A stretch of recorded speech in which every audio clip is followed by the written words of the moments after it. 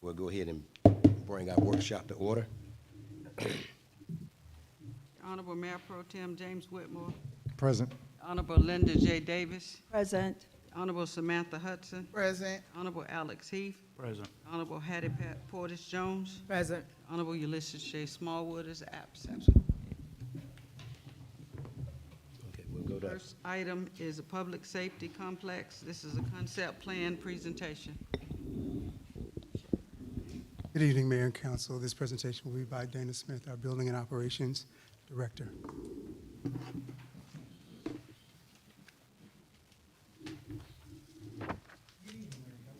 Good evening.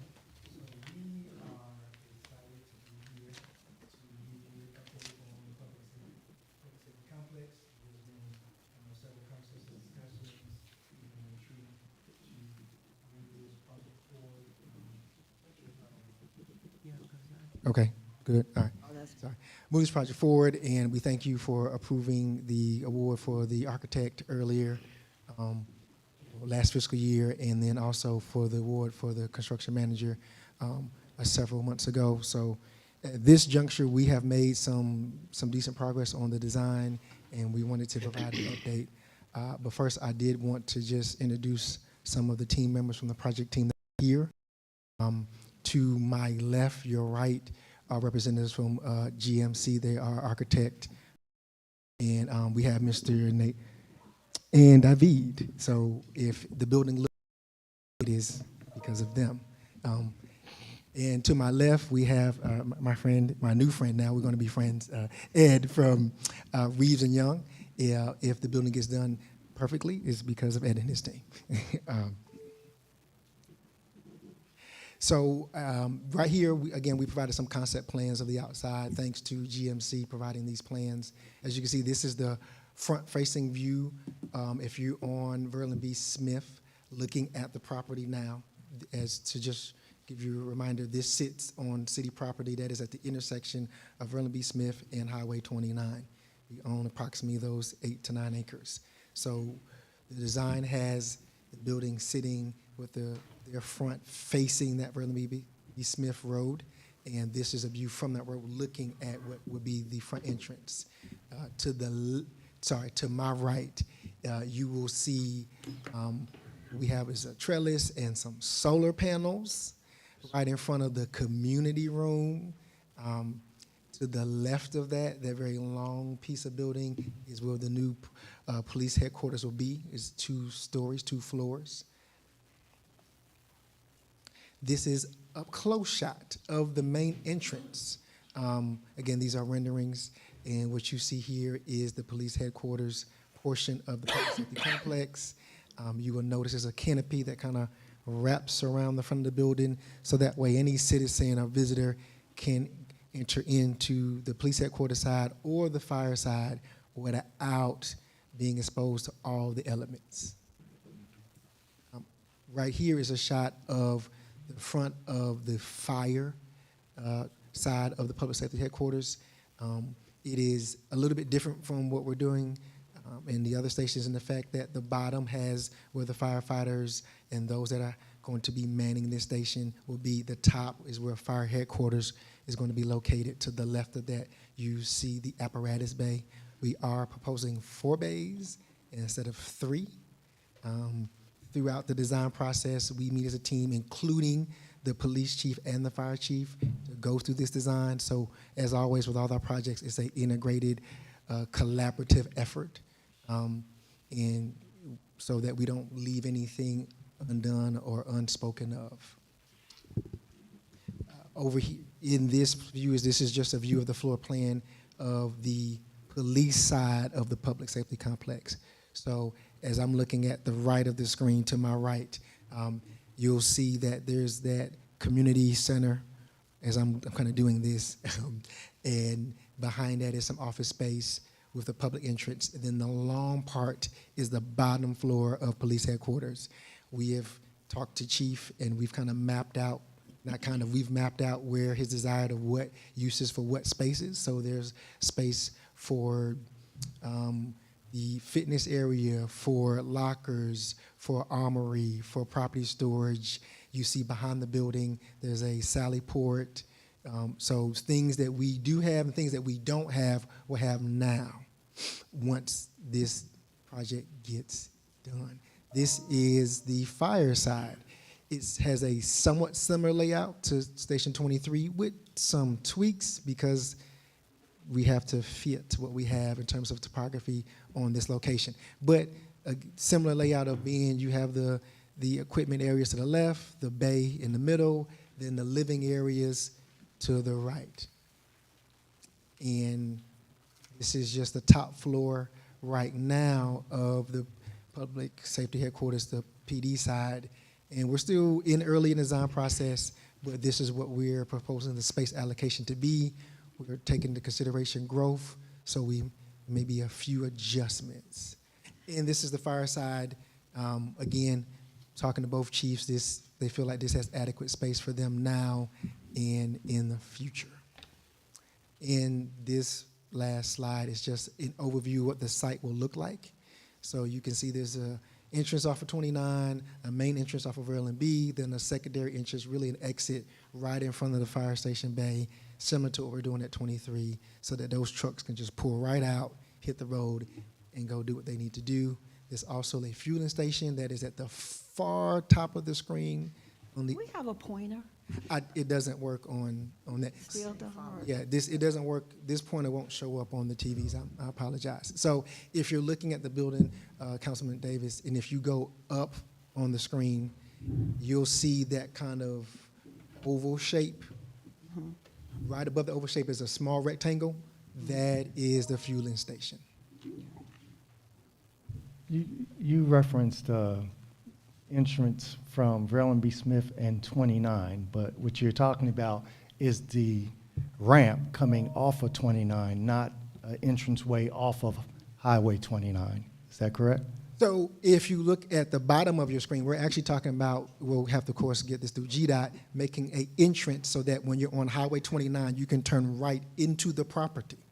So is that where if you look on, in my case, bottom right, but going up about 2 o'clock, is that what that line indicates? Yes, that points, that little driveway, that line is pointing to that proposed driveway right there. So vendor entrance is how you have it listed here.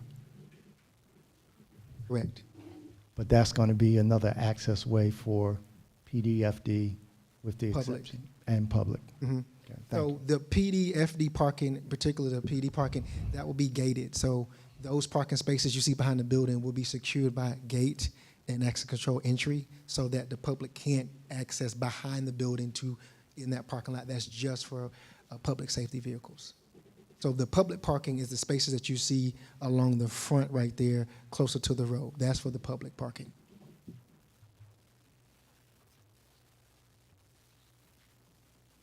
Any other member of the council got a question at this point? He's still. Oh, I'm sorry. still- I do. I probably I'm sorry. jumped Keep going ahead. up. So, I guess my other question is, what's going to be the square footage of this facility? We're still fine-tuning that right now. We're hovering around 40,000 square feet. 38 to 40K? Okay. And then you mentioned solar panels, so that's being based on the square footage. So what are you predicting kilowatt hours of KWH? So what are you looking at? We'll have to get 50 back to you on that. KWH, 100 KWH? We'll have to get back to you on that one. We're just early in the design process. We're really not getting to the meat and potatoes where our engineers are diving into the details. So we are talking about what that will look like, but we'll get back to you about what that is. So then, and the reason why this is important, because if we're doing rooftop, as far as solar panels, then you may not be able to put as much as you want on there, but you have an additional way of doing it, which would be ground mounts too. That's why I'm asking that question. So you can kind of formulate all that to come up with whatever you need. Absolutely. Mr. Heath, and then I think Ms. Hudson had a question. Yes, can you give me an estimate of the length of time it'll take to complete this process? What do you mean by process, Councilman? Do you mean the, Building the building. so do you mean the construction process or the entire Construction process? The entire process. So we hope to be done with this project in the calendar year of 2026, by the end of the year. 2026. Yes, sir. Okay, thank you. What stake has the public been engaged in this decision? By decision, what do you mean, Councilwoman? I mean, just at what level will there be public engagement for the construction of the public safety? Public safety will address all of Fairburn.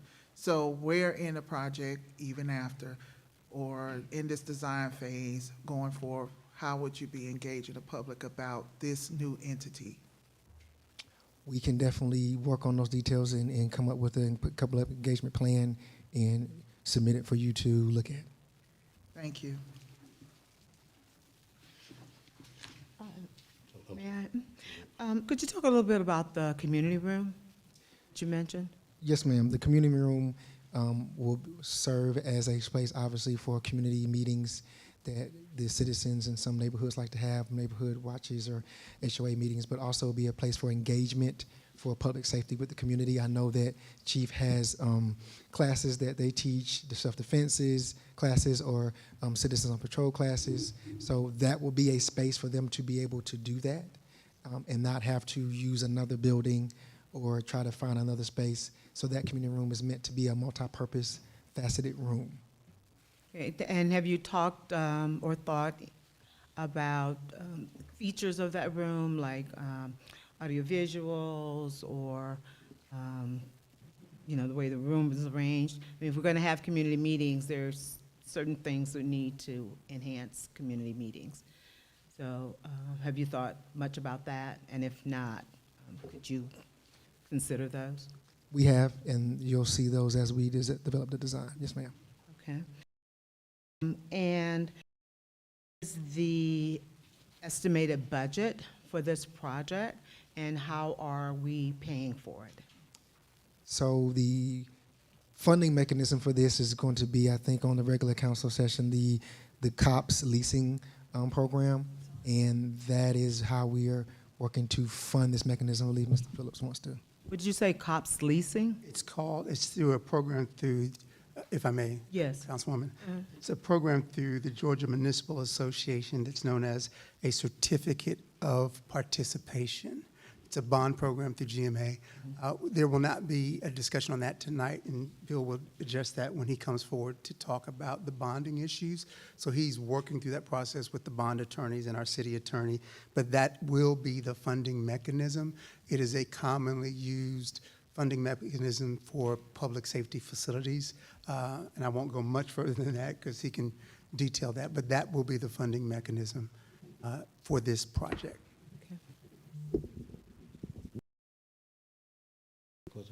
No, sir. Oh, okay. Keep going, sir. No, that was the end of the presentation. Okay. So, Okay. Thank you so much, sir. Thank you. The next item is the housing market study.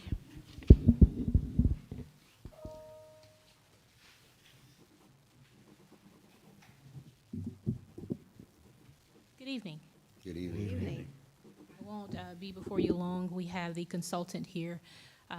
In August, we completed a housing market study as a part of some of the items you look at when you begin updating your comprehensive plan. One of those cornerstones is really understanding demographics, understanding your market conditions, understanding potential demand, understanding what new buyers are looking for, but also understanding what the development community looks at when they look at your community. Noel is a consulting firm that has worked with a lot of different developers in the metro Atlanta area, so I thought it was important to have someone really look at our numbers and give us a good insight into what our potential demand is. And typically it's about 5 years out, but I don't want to hold it up too long, so we have our consultants here. They'll give you a presentation and answer any questions you might have.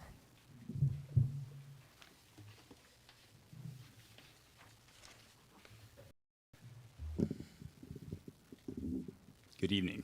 Good Good evening. evening. I am Stephen West with Noel Consulting Group. I have my colleague Chad with me as well. We were two of the consultants that worked housing study for Fairburn. I will use the first time, so here we go.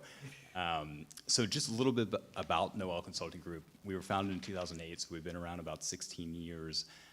We do about 300 market studies across the country each year, and we study all land uses, so commercial and residential. A big part of what we do, and I think it allows us to look through a unique lens, is that we work for the private and public sector.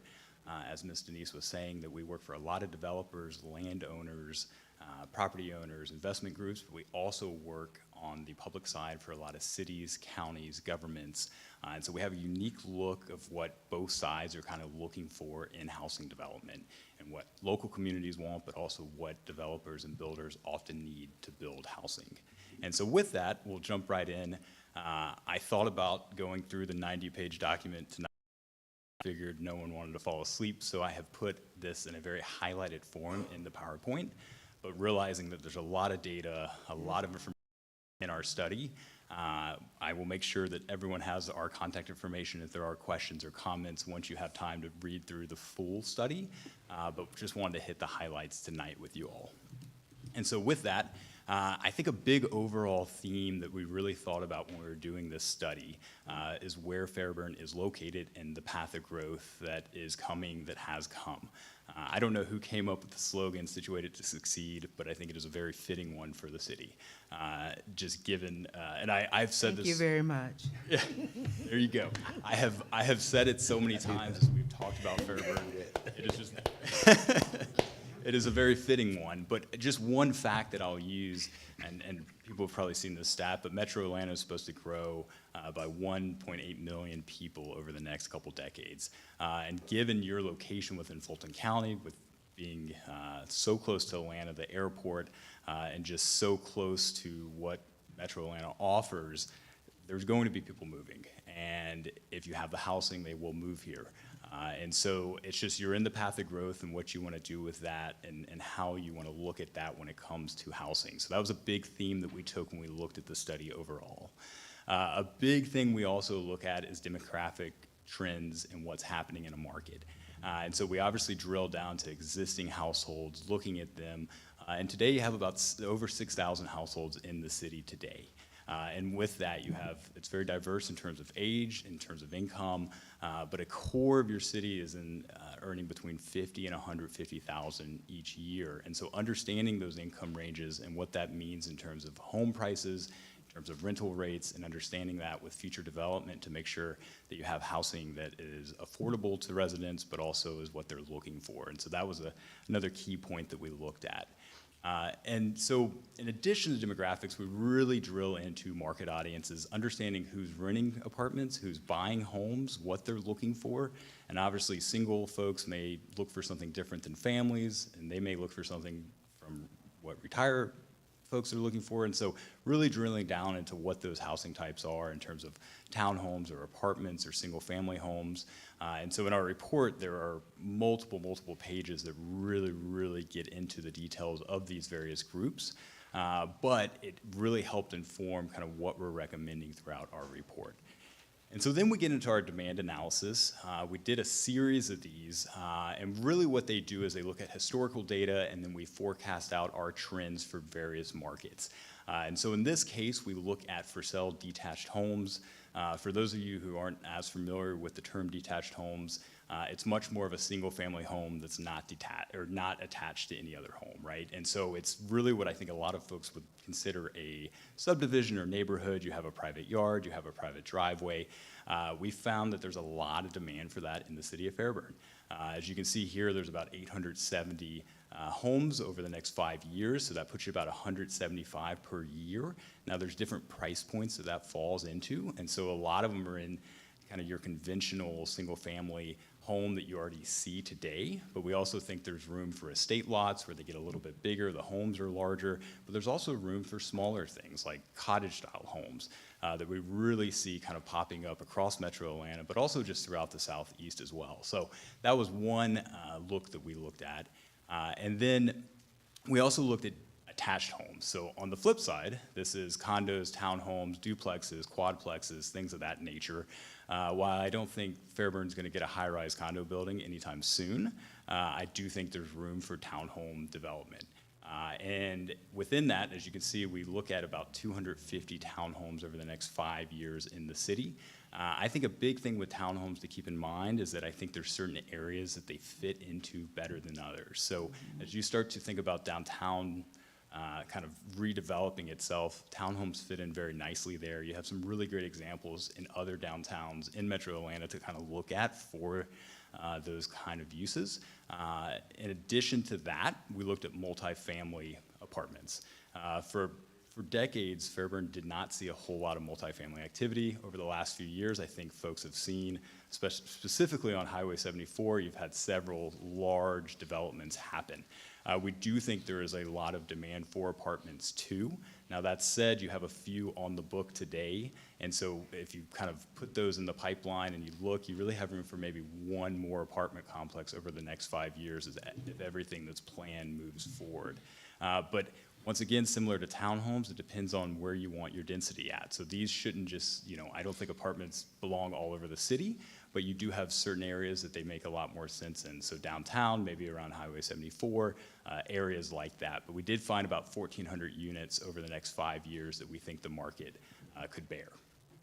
We also looked at senior multifamily, and so there's kind of two that we looked at there, one being 55-plus active adult apartments that we think there's demand for, and then another with independent living and assistant living demand too. So we think there's room for that. Obviously, with an aging population, you have a need for these types of housing, this type of housing as folks continue to age in place.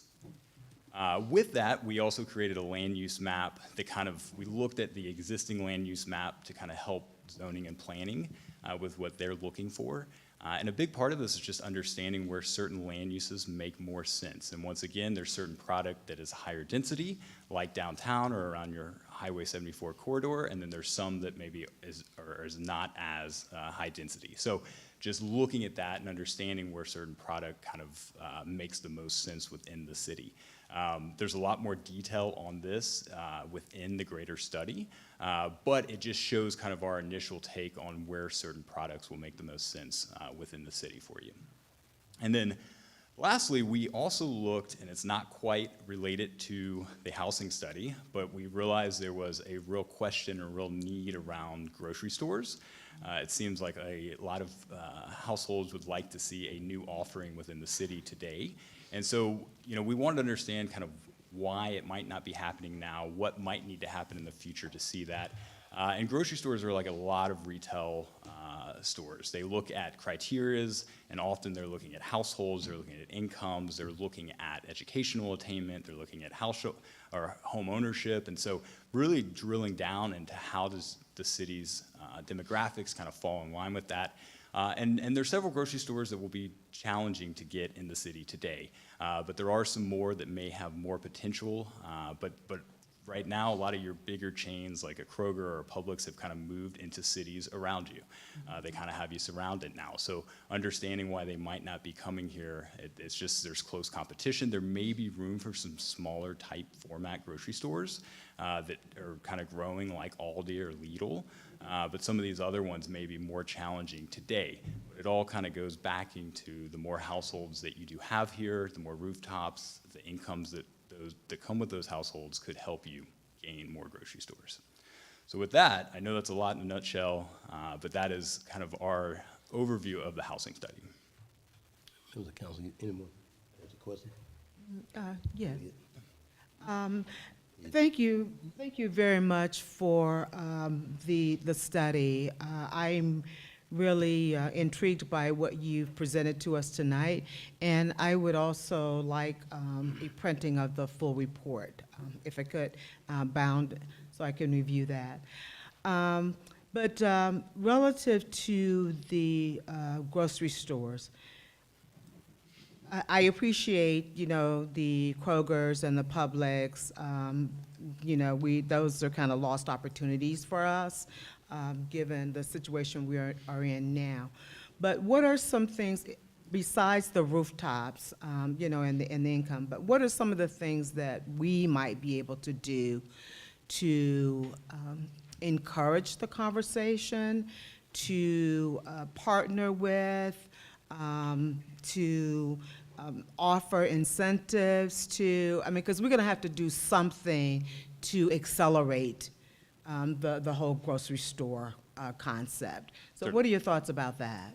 I mean, that's a great question. I agree. There are going to be some things that you may have to look at doing. It's tough, though. At the end of the day, it's really, there are developments you could potentially try to bring in, mixed-use developments that may make them more likely to look to come here. But at the end of the day, it's really tough, because if they don't check a certain number of boxes on their site criteria, it's just not worth their investment into coming to a new area. I know there's things you shouldn't do, and this, I was recently working with another city, and the mayor put contact information for a grocery store and said, everyone contact them. Well, the grocery store commented back and said, please don't, we're not, you know, this is not helping your cause. So there are things that could hurt, but the likelihood is more, you know, more development, more households. I mean, I really think that's what's gonna drive it.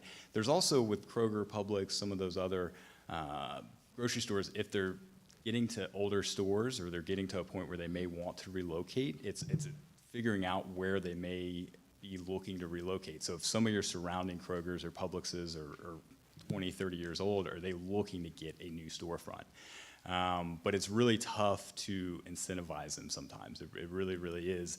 Outside of bringing a new grocery store to the area that may not be in Metro Atlanta, maybe they're in South Georgia, or maybe they're in Tennessee, or maybe they're somewhere else and they want a Georgia presence. But a lot of the ones that are already here, I think it's gonna be a challenge for you. Any thoughts about how the business model might be changing, given that people do more online shopping, I mean, even for groceries? Sure. And obviously, all of them have gotten into that market or making that service available to it, which means that they would need less square footage and can do more drop shipping from the warehouse. Any thoughts about that?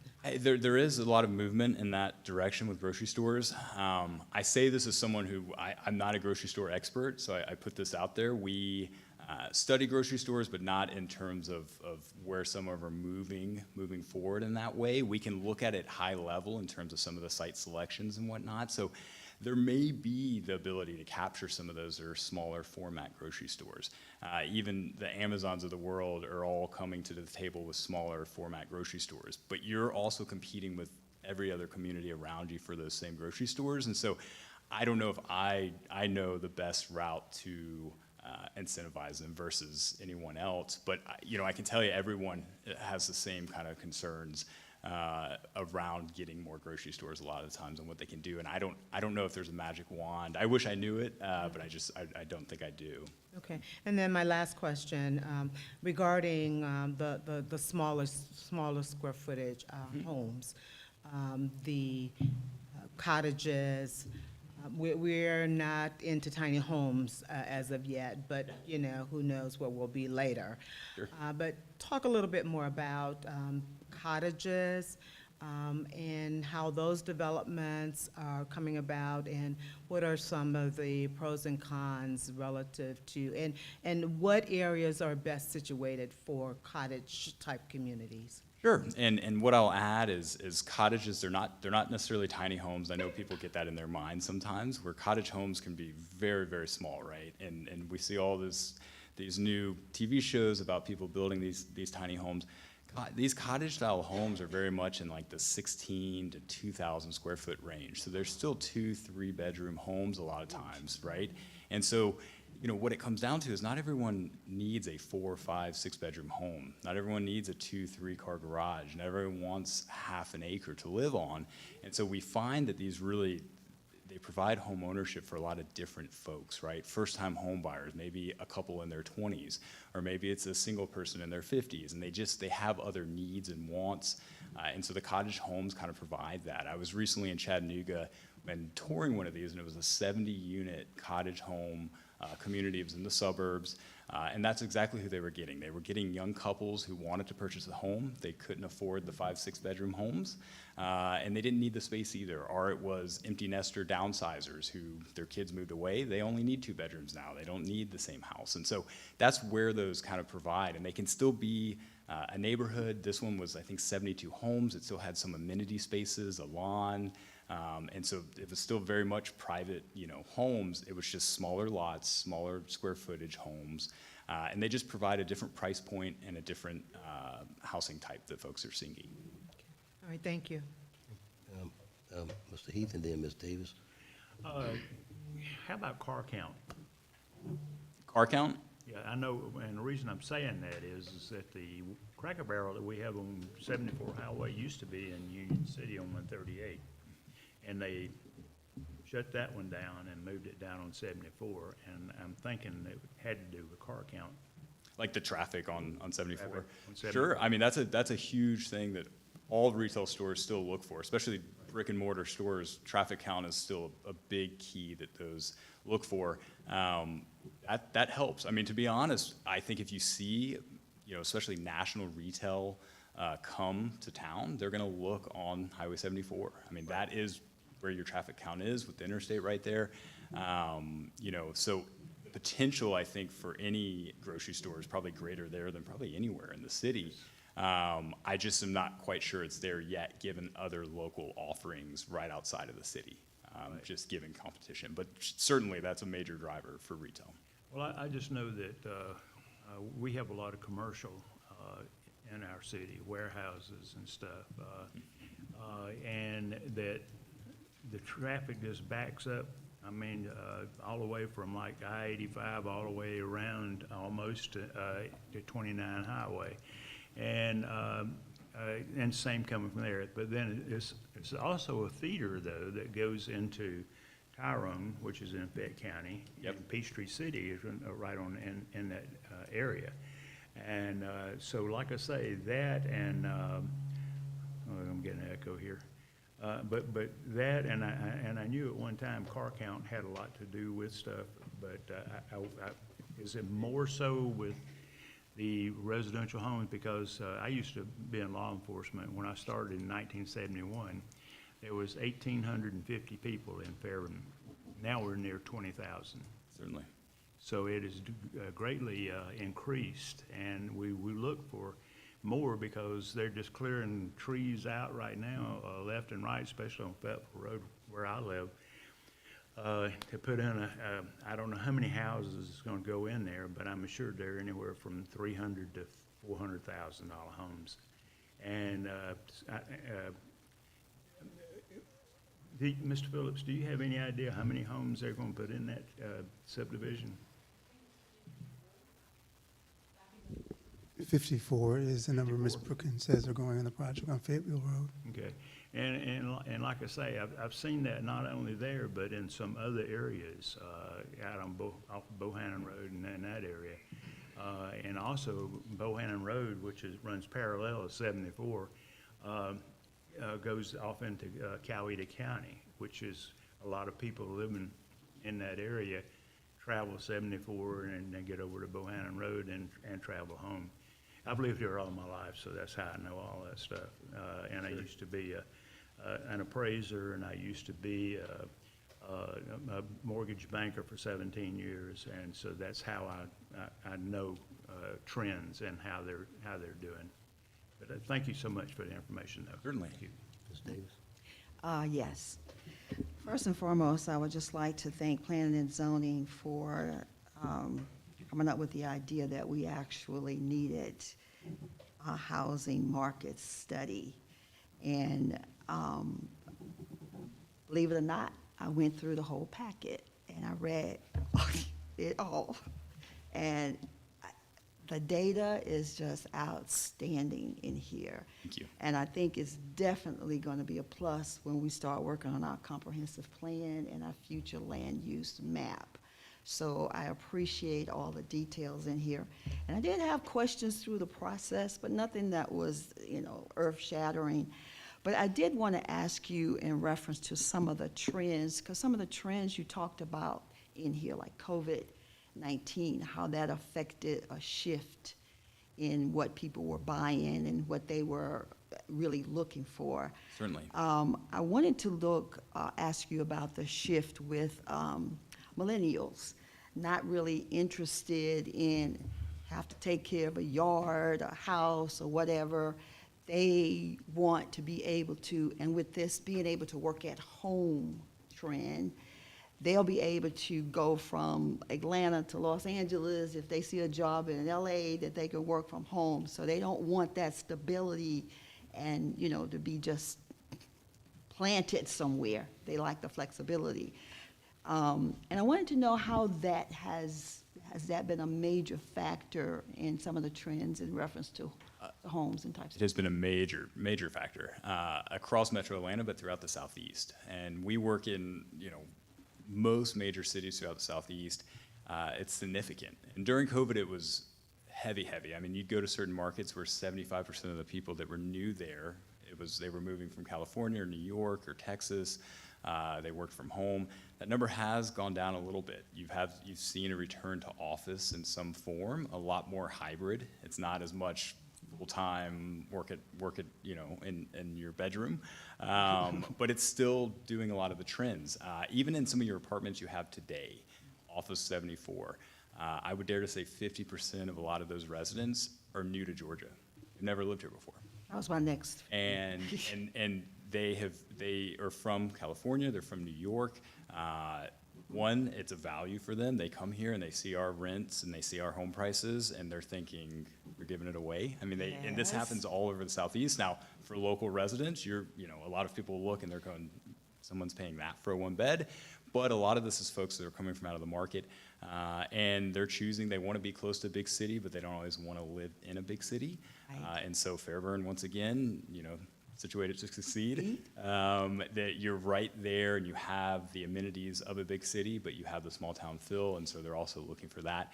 A lot of times, a lot of these folks that are in these apartments, they're renters by choice. They're not, it's not because they need to or have to, it's because they want to.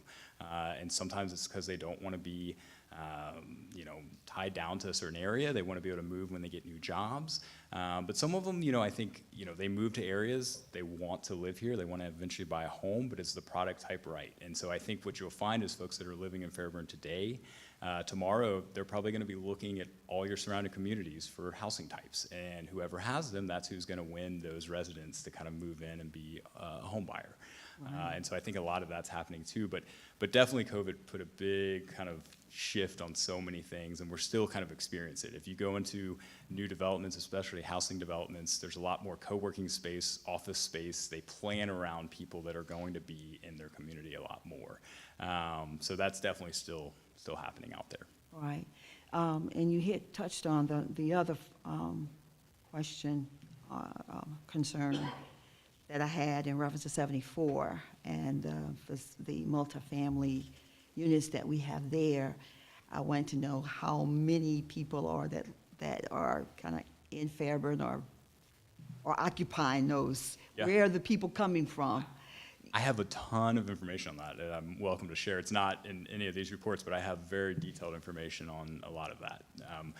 Part of our process is that we spent probably 3 or 4 days in the city, touring all your apartments, all of your neighborhoods. We interviewed leasing managers and real estate agents, and that's really how we gain a lot of information. Yeah. We're very heavy on walking in the door and talking to folks, because data only tells you so much, and the other side is real life experiences, and we try to merge the two. Right. So the last thing I wanted to talk about in reference to the trends is in reference to the affordability of homes and how investors have made a major impact, really a negative impact on the normalcy of housing and housing costs, which has also affected the increase of rental properties. And, you know, it's just skyrocketing out of, you know, out of up into the sky. So, but I have to say, in reference to the city of Fairburn and new subdivisions coming in, my counterparts here, colleagues here, we have made a really effort in minimizing the percentage of rental properties in subdivisions. Because when people buy a home, that's an investment, that's legacy, that's something that they want to give to their kids or whatever after they pay it off. And it has really affected the housing market in so many different ways. So I just wanted to know, do you see that as well in reference to that effect? And how can we, in addition to the cap that we're putting on rentals and subdivisions, is there anything else that we can do in reference to homes being more affordable? Yeah, and that is a challenge that a lot of communities we hear about, and a lot are facing it. I think a cap is the best way, and a lot of times developers and builders will put that on their own communities. Some do not. I mean, you'll be amazed on the ones that don't put any, and they just want to sell the houses and get out. That is one side of it. But a lot of them will put a cap of maybe it's 10%, maybe it's 15% of the homes can be rental and no more. That's really the best way to kind of tackle it, is having home builders that want that too for the community, and are not just trying to kind of sell the homes and kind of move on. And a lot of that has to do with builders that want to be in this community, want to be in Metro Atlanta, care about being in Metro Atlanta. We see all types, and so, but that's really, the cap is really what most do to try to avoid that. But it is a real thing in a lot of neighborhoods, and obviously I think it upsets a lot of households that are around it sometimes. So. Well, just thank you for the data, because we can definitely use this in many ways. Thank you. Of course, thank you. The question I've got for you, sir, is about a year ago, I ended up having a conversation both with the headquarters of Cracker Barrel and QT and about another area. And one of the things that came up in my conversation with the management was that, and they talked about, especially in this case, Cracker Barrel was talking about that they were one of the highest grossing restaurants, one that's in the city. And so one of the questions that came up, or observation came up, and then you'll understand why I'm asking about a grocery store. My question was, I know your data is focused on the city of Fairburn, and I mean, this is some awesome data. I did flip through it too. My question is, when I talked to those two organizations, believe it or not, a lot of their business was actually coming from Fayette County, Peachtree City, Tyrone, coming this way. And my question is, so when we're looking at market trends, in this case for the city of Fairburn, I guess my real question is, the market that's feeding those two, I mean, I'm sure it's more than those two, but those two I just happen to have a conversation with. And so when we're looking at a grocery store, I understand that we missed a window as it relates to Kroger and Publix being in our neighbors, but some of these other Aldis and some of these other Whole Foods, the neighboring, in this case, the neighboring impact that's feeding us, was that part of your study, or? That's still a big part. So if you look, their criteria are normally, they don't view by city or county, they view by radius. And so they look at a 1, 3, 5, 10-mile radius. And they're not set to boundaries in terms of county lines or city lines. So it does look at that. And I still think there are some that would be more willing to look than others. And that's gonna be part of their equation, is can we get folks to pull in after work or before work and grab eggs and grab milk as they're on their way home? That's all part of what they'll look at, but it's still gonna be within their certain mile radius, right? If it's 10, 20. My question to you, excuse me for cutting you, my question would be, give me the radius, how far your study went. And the reason why I'm asking that is because with the development that's coming on Highway 74, where in this case a widening of the expressway and the whole 9 yards, that's clearly going to increase the traffic count. So my real question is going to be, was that part of the concern? I think Mr. Heath actually mentioned it earlier about traffic count. Well, so and I know there's a lot of numbers on the page, each grocery store looks at something different. So for example, Whole Foods, there has to be 250,000 people within a 20-minute drive. And so each grocery store is going to be different. Where Sprouts, it's 100,000 within a 10-minute drive. So there's not one size fits all for these grocery stores. It's very different in each of them. But there's no doubt that that's a consideration that they're looking at, but it just depends if it kind of fits into their model for the most part.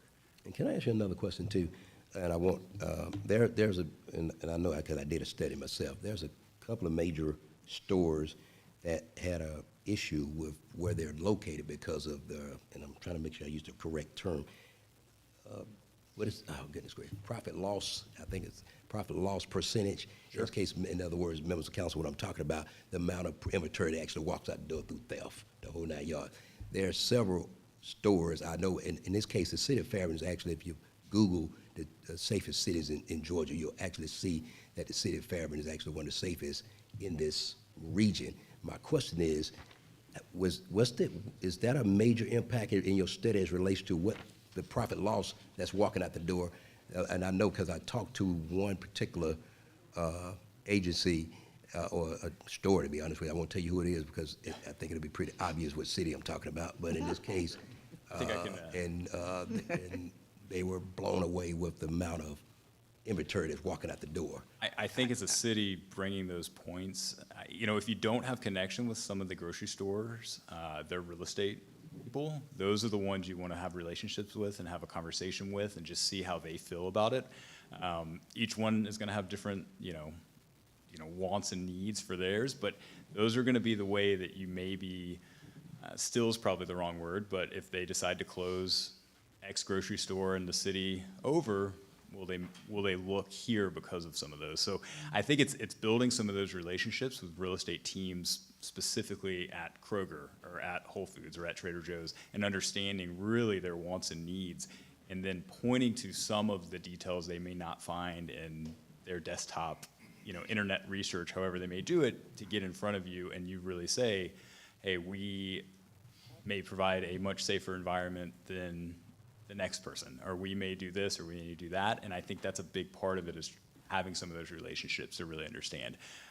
Not something that they may come to the table with other things that I didn't look at either within this, but this is just this is all public information they post to what they're really looking for when they locate a new store. I mean, and I'll just say, like I said again, I was surprised in all candor as I talked to several other organizations as it relates to, and I did kind of an exam. I did a test where I said, I just need to know point blank, tell me why wouldn't you want to consider the city of Fairburn? And so, again, that's how I end up falling across the profit loss. And I said, well, that's not an issue with us versus some of our neighboring cities. Actually, to the credit of the city of Tyrone, that thing has got one of the lowest profit loss in this region. But like I said, I'm constantly trying to find out trends, as Ms. Jones talked about earlier, different trends that will either prohibit or trends that could actually help us increase, not just for restaurants, but also in this case, also grocery stores. So again, great data. The data. Yes, ma'am, go ahead and then, Ms. Yes, to follow up on the mayor's discussion, in just reviewing the suggestions that you have or the data that you presented here of the grocery stores, Lendl is our best potential for specifically Highway 74. I think we're closer to getting to that criteria than we are to any of the others, would you say? I think so, or an Aldi. I think In Aldi, yes. Well, there's one in Union City, so. Yeah. But those, some of the other ones are less likely. They really are. I mean, a Whole Foods is really, really, really tough to get for a lot of communities.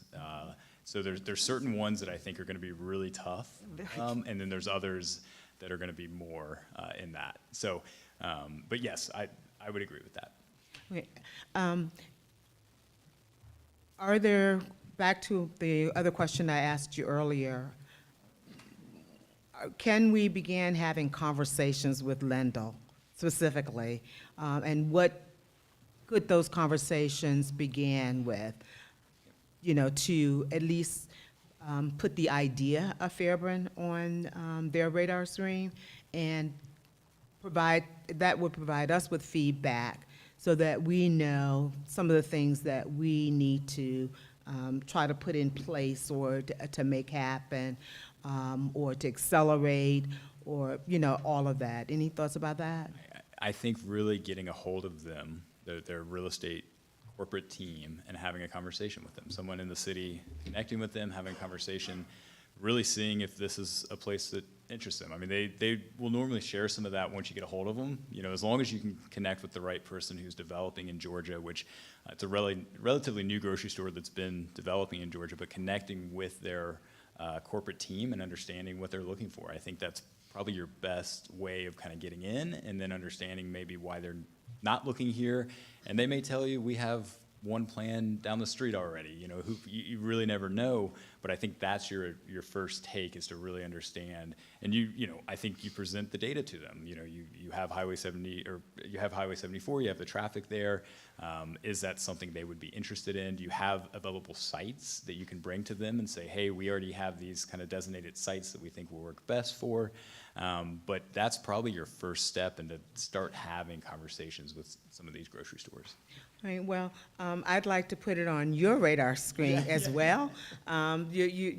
You know, can see our interest and where we're going. So as you work with other cities or work with developers, or know somebody that knows somebody that knows somebody, right?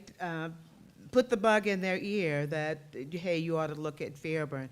And if you get a name and a number, by all means, call Mr. Phillips and say, Sure. Mr. Phillips, you know.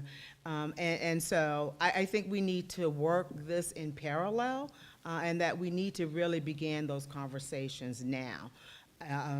To let them know that we're interested, and, you know, we like to see what we can do, and we want to beat anyone else to the punch, because the statement that you made is that we are close to meeting their criteria, and there's no Lendl anywhere on this, in this area, anywhere. That the closest one is in Jonesboro. So this is our opportunity, but we need to have those conversations now to let people know that we are interested and preparing for that.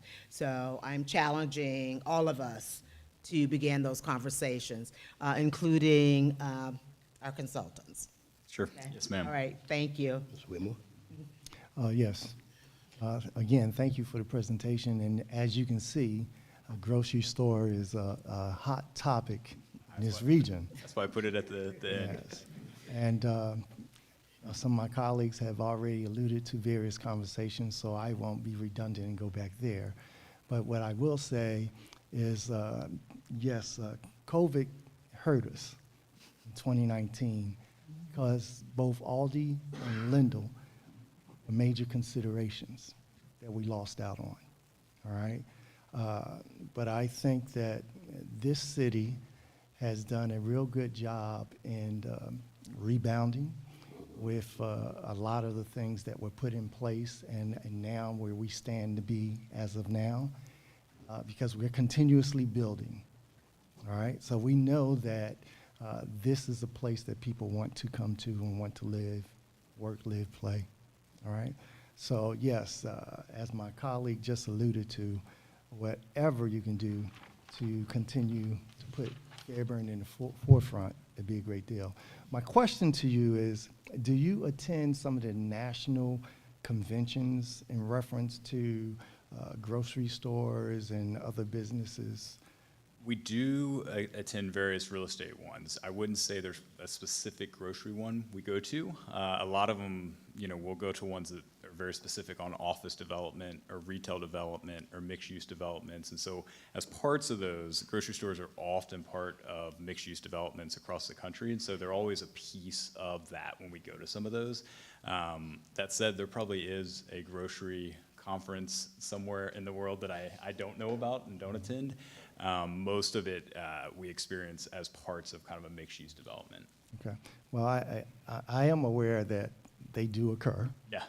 Right, and I'm challenging our staff to actually research that, and let's get some representation from Fairburn out there for that, because I think it'll help. And then my question to Ms. Denise would be, without divulging any potentials, but I know that Fairburn has been receiving a lot of inquiries about various things.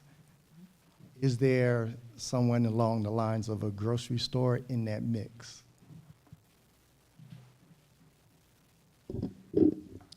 That's not something I would discuss publicly. You already answered, thank you. So again, hot topic, staff is aware of it, our citizens, they are acutely aware of it because of what they're asking for of this elected body. again, we just have to find a way, and I think we have been doing a very good job in putting us out there with the tag of Situated to Succeed, It's a good one. along with other great qualities that we have here, all right? So the low crime rate, the proactiveness of our police department, the additional facilities within the fire department, which is going to help to reduce insurances in various parts of the city, our response time, both PD and FD. So there's a lot of pluses that we have here in the city. So again, as my colleagues have already forestated, now someone in your capacity can actually advertise for us as well. So we will hope that that will be in your repertoire. Sure, yes, sir, So, but thank you for the presentation. of course. And along the lines of Mr. Mayor Pro Tem's comment, Councilmember Brian Jones in Union City, and I remember he was actually working for me then. It's been 5 years. I don't know the name of the organization, but there's a grocery conference Yes, it is. that where, I mean, I know because he went to it. And that was actually in California at the time that he went. But I'm sure that's just that wasn't a one-time deal. So, One more question, Mayor. yes, sir. Well, in light of that, we have someone that knows somebody that worked for him, so I'm going to ask you to reach out to him and will. assist us in that vein as well. Yes, sir. Okay. Mr. Heath had Mr. Heath, I'm sorry, sir. Go ahead. I know when the previous mayor was in office, we went to Las Vegas, and once a year they hold, I guess it's economic development meeting there, and there's companies, just fukuls of them. And as a matter of fact, we were trying to get a Red Lobster at the time, and what they said was that we didn't have the rooftop count necessarily, but that they would be looking at us at a later time, possibly. And so at that time, I just assumed that we would hear something, but we hadn't heard anything. So have you ever been to that meeting there? I have not. Yeah, it was a surprise, but it was really nice to be able to go and talk to these businesses to find out exactly what they were looking for and where they would like to go. So, at any rate, thank you for your information. I appreciate that. Of course. All right, members of council, we've got about, yes, sir. go Just very briefly to Mayor Pro Tem's suggestion and several other council members, we are aware of the National Grocers Association. That's what it was. Their next conference is February 25th in Las Vegas. So I have plenty of staff volunteers for that particular conference. I will tell you that Ms. Brookins has been key in organizing what we refer to internally as our development review team. It's made up of planning and zoning, Ms. Brookins, economic development, Ms. Abernathy, our public safety elements, public fire and police, Lester Thompson, our community development director. Did I leave someone out, Ms. Brookins? And building operations, Mr. Smith. So we meet monthly to look at all development opportunities. I will tell you, as it relates to grocery stores, our staff leads for that. And it gets to me and Ms. Chris, of course, is Ms. Abernathy in economic development to have those real estate team conversations that were just referenced. And of course, Ms. Brookins, they're kind of our yin and yang for that. So we're very attuned. We'll try to have someone at the National Grocers Association Conference to make sure they know Fairburn is situated to succeed. And that was my reasoning for mentioning it. And I knew that we went out to Las Vegas years ago under the previous administration, but I knew of the organization, but I just wanted to make sure that we would ensure that we're ready to go out there and do what we do. Absolutely. Okay. Members of council, it's a minute to 8, so what we're going to do, members of council, what's going to happen, we're going to, as in this council's decision, adding item number 3 from Hands of Praise International Ministry International for a proclamation of recognition, which we'll add on the presentations. Item number 3, we'll go with that one first. Then also, I need to remove item number 9 at the request of Raymond James and our bond council. because of financial due diligence, they want to ensure that's completed before that item. The actual item will come back, if I'm correct, at our next meeting. If I'm correct, sir? Okay, and so what's gonna happen, so what happened, you'll see, we're gonna change the agenda. Yes, ma'am. Sorry, Mayor. Go ahead, I'm sorry. I was just gonna say, what's gonna happen, when we get after the invocation, you'll hear me actually adopt the agenda, so we can actually add the item and then remove item number 9.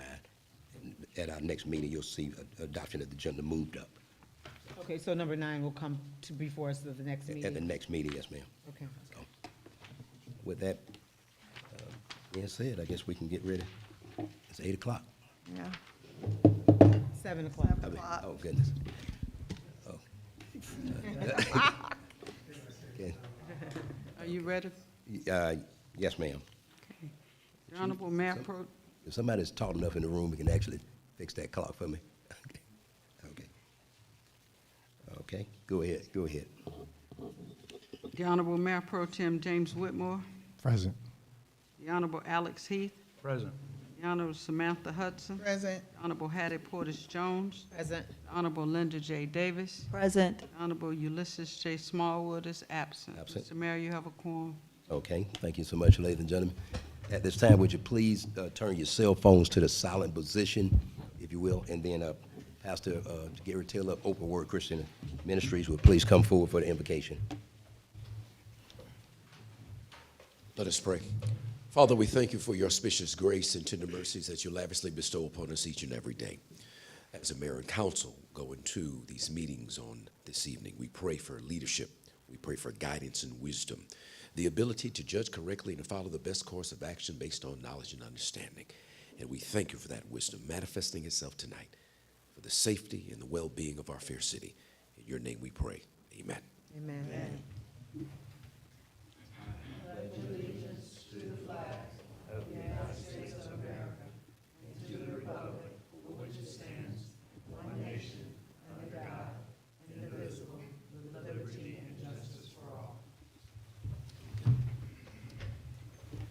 At this time, members of council, I'm going to go to actually item number 5 and have an adoption of the city council agenda with an add item, item 3 under presentations for Hands of Praise International Ministries. We'll actually start with that presentation, and then removal of item number 9, resolution authorizing the execution of the lease agreement with Georgia Municipal Association. Is there a motion to approve the agenda? So move. Second.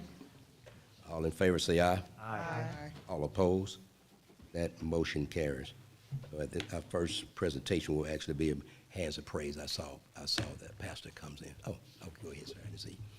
This is a presentation by Pastor J. Clifton Jones from Hands of Praise International Ministries. Yeah. Amen. Thank you for having us to be on your agenda today.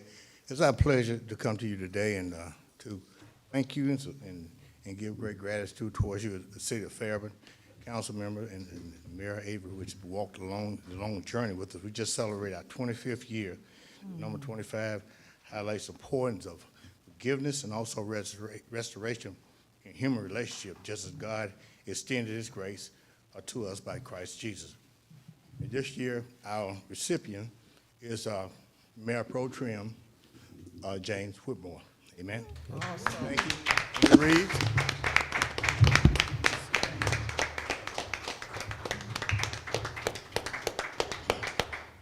South Fulton National Prayer Unity in the Community Award 2024, presented to James A. Whitmore, Mayor Pro Tem, Fairburn, Georgia.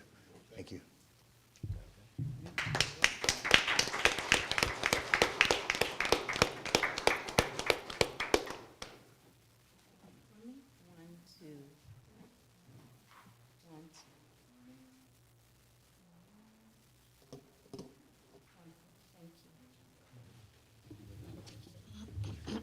Actually, I was going to ask James to stay down there. What's going to happen? I'm going to ask council to come down to this floor for the second. The next, can I see that, so I can see what it is? The next item is Oz Pizza Proclamation commemorating 20 years in the city of Fairburn.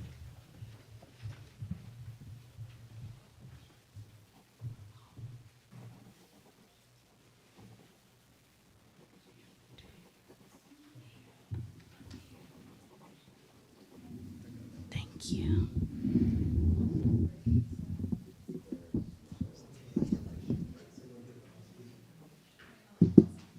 While we're waiting, I do want to let you all know that Attorney Serena Noah is on with us.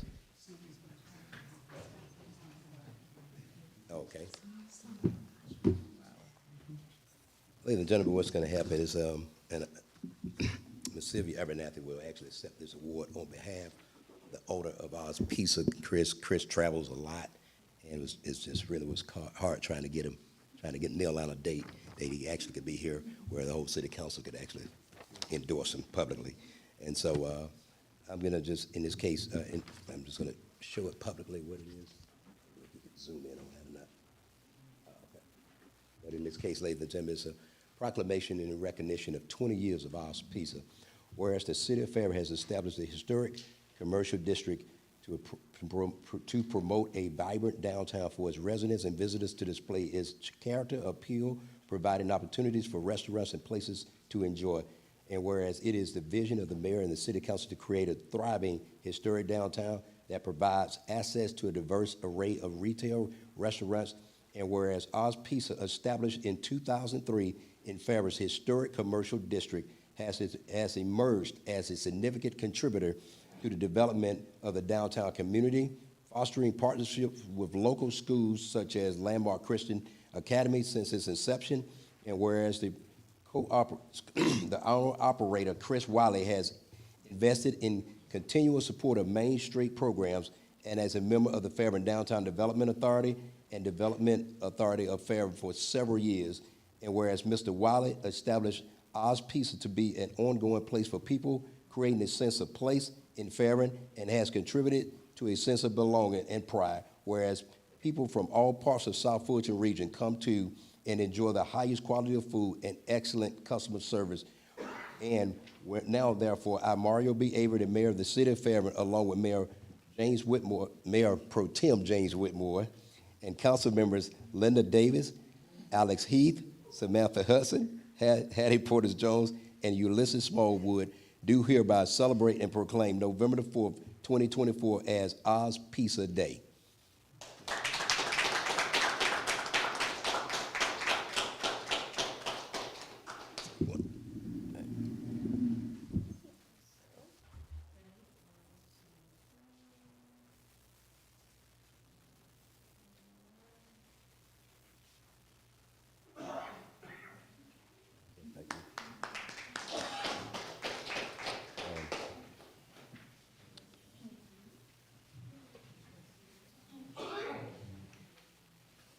The next item is Serve Line Lease Protection Presentation.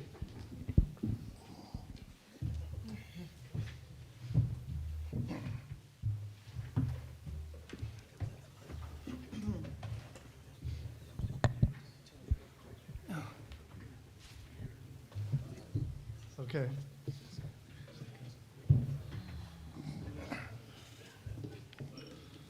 Good evening, Mayor and Council. Hey, sir, how you I'm doing? not here to mess with y'all tonight.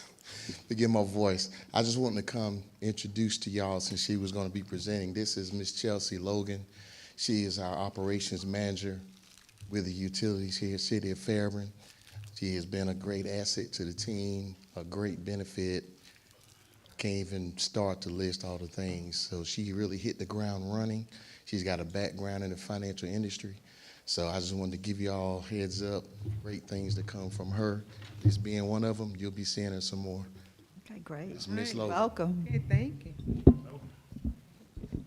Great evening, Mayor and Council. Good evening. So I come before you today to discuss the Serve Line Protection Program. It is set to start December the 1st, 2024.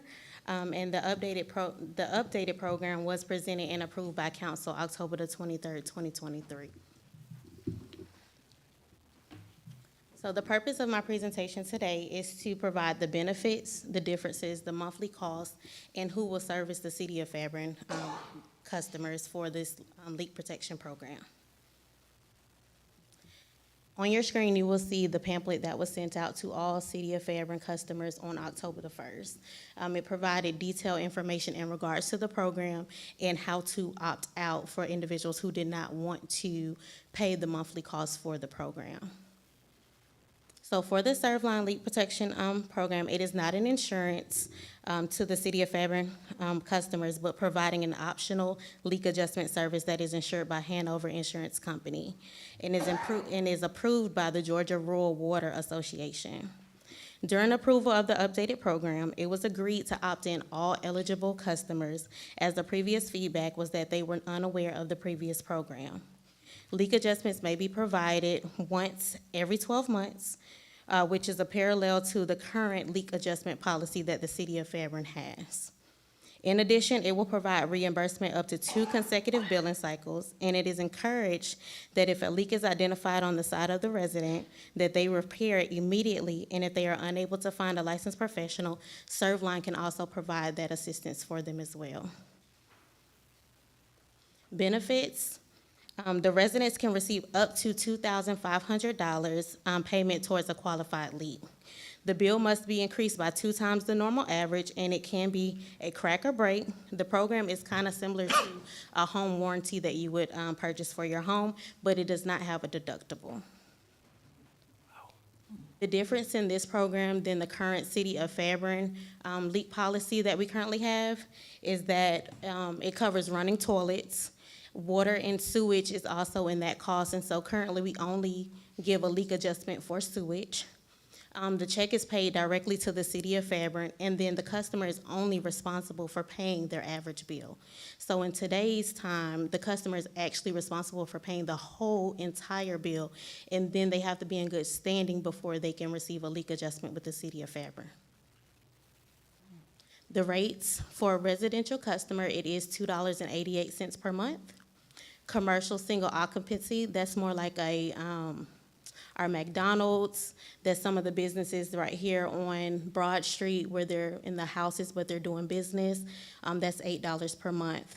The commercial multiple occupancy, $16 per month, that is for your businesses that have suites. So the side A, side B, upstairs, downstairs, those would be considered your $16 per month. Master meter, multi-habitational, those are your multiplexes, your duplexes, your quadruplexes, and it's $5 per month. It is recommended that if there is an apartment complex, they probably will want to opt out of this service because it can be costly, and up to $2,500 may not be suitable for them on their bill for adjustment. For this service, it will be predominantly ran by Surfline. So the customer will call Surfline and they will advise of their high water bill. They will gather the information and put in a claim. When they do that, a ticket number will be provided to the City of Fairburn Utilities. We will then advise if they are eligible because they have paid the monthly rate for that service. Also provide 12 months of billing, and then they will come up with what the average is. If the leak meets the requirement, the customer is notified of the approval. We receive the check, we apply it to the customer's account, and then they are satisfied and their leak adjustment has been submitted and paid. Questions? Ms. Davis? Okay. I'm a little confused in reference to what we have now. Okay, this is new, right? This is different from what we already have. It's similar. The only difference in what we have now in this program is that it actually pays the bill. And so previously, we only did adjustments on sewage, and then it gave a credit to the customer on their bill. This particular program pays up to $2,500, and it's for water and sewage, and it covers different aspects of the bill versus previously, it was just to the water portion. You didn't cover toilet leaks, as we've seen that as normal maintenance. And it was particular leaks. So in this case, it's a little different because we're getting paid instead of the customer being responsible majority for the leak. A sewer adjustment can be very small compared to paying for your the overage of your water and your sewage. So if your normal bill is $100 and then the leak makes it $300, they're paying that difference for 2 consecutive bills, that additional $200. So what did we do before? So currently in today, what we do is we get a receipt for the leak adjustment, and then we review the account for 6 months worth of average. When we look at that average, we do put it into a multiplier, and then it provides the adjustment just for the sewage. So if the customer had an increase in water, they're still responsible for paying their full water bill regardless of the leak. In this case, it pays water and sewage, and so they're not stuck with that high water bill. Okay, so the citizen was paying for the leak prior to this. Correct, so they were paying for the repair of the leak, and they were paying for the water consumption from the leak on their utility bill, yes. Okay, so this will cost another $2 and something for you not to have to pay the cost of the water that leaked? Is this what this is for? So we paying an additional $2 and something? Correct. So for residential, it is an additional $2.88, but what we're seeing is that a lot of the leaks that we would consider in today's world as a normal home maintenance, like a toilet leaking and you repair a $15 flapper, it can cause someone's bill to go up 2, 3, 4 times because they've allowed it to go for some time and just run and then leak. In this case, we don't cover that currently, but this particular program will cover that for the city of Fairburn customers. Will we, one other question, will the city know when this leak occurs? Do you have an idea, say for instance, my toilet was running, will you let me know that something is wrong because your water, your consumption of water is higher than normal before it goes 2 and 3 months or so? Yes, and so that's with the monthly billing process. And so when we receive a read and we see that it's abnormal, we do first, before we contact the customer, we actually go out and reread the meter. At that time, if we see that the water consumption is still high, we would contact the resident and say, hey, on your side, we are seeing that you have high water consumption. Please check in these avenues or hire a licensed professional to check for you. And then that's when they'll come back and say, oh, I got my toilet fixed. Unfortunately, in today's program, we do not cover toilet leaks, and those are the major concerns. Okay. Councilwoman Davis, if I could, Mayor, Go ahead. so for a little additional insight. This is specific to leaks that are deemed to be on the resident side of the meter, meaning on the property owner's side of the meter. So if there's ever a leak that is on the city side, the resident would not be charged for that. That's Yeah, the right, city's I understand that I part. just wanted to make sure Yeah, that yeah. maybe people watching were aware that these are leaks typically that would happen in your home with your toilet that aren't currently covered, and this option would at least provide a way, if residents choose, if it is an option, Yeah. that they could have protection if that ever were to occur on their property. So that would be on, because that's actually happened to me before. And it was a lot of money. So this would cover that. If I opted to take this, Up to $2,500. up to $2,500. 2 consecutive months. Correct. If you had a leak that you were unaware of, and the city contacted you and say, you know, ma'am, you have a leak on your property, and you called a plumber, you'd have to pay for the repair. But this program, if you opted in, would take care of the excess water bill Water.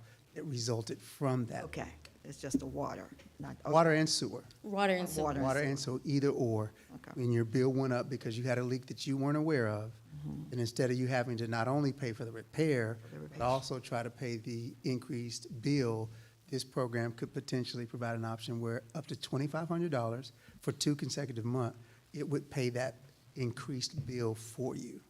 Did the city ever absorb that? Not, You know, not that I'm aware of, but I can't speak for the entire history. no, I mean, just But saying. but in recent years, no, the city typically does not absorb leaks that are on the property owner's property. A So, maintenance issue. yeah, if you have a maintenance issue in your home Yeah. and it caused your bill to go up, that is not typically something the city would pay for. Ms. Jones? and then Ms. Whitmore. Yes, thank you for the information. It sounds like a great program. I wanted to ask, there is also a program, and I don't know if this covers this as well, the piping from your house to connect to the city water and sewer line. That is our responsibility as well, if there is a leak. Is that covered under this program? Yes, and it covers up to a 2-inch meter. It covers up to, all right. And then, so the existing program, I think it's called the Service Line Warranty Program, is that what you're talking about when you say the existing program? So currently, the existing program is one that is just within the city of Fairburn. We handle all of those leak adjustments, but we only do the sewage portion. And so we don't use a third party to assist with those leak adjustments. Currently, they're all done in-house by Utilities Department. Okay. I thought the city of Fairburn participated, residents had the option to participate in, I think it's called the Service Line Warranty Program, which is a national insurer that many cities are participating in. And I think it only addressed the piping from your house to the city connection, if there was a major leak there. Am I confusing? No, Councilwoman, there is one that was in the past that had been, citizens already were on that list. This is just an extension of adding to where that is covering others. Now, the original one that's with the warranty, I don't believe they offer that one anymore because the people that are on there already, they just exist. So what this here program does is just extends from that. Okay. It doesn't offer the warranty. Okay. Well, I'm in agreement with the program. I'll have a follow-up discussion with you, Mr. Phillips, about that, because I think there are several residents who did sign up for. It's through another insurer. It's a different company than the one that you're presenting. It's a different company. And so I wouldn't want, well, first of all, if they are, they need to be made aware of that.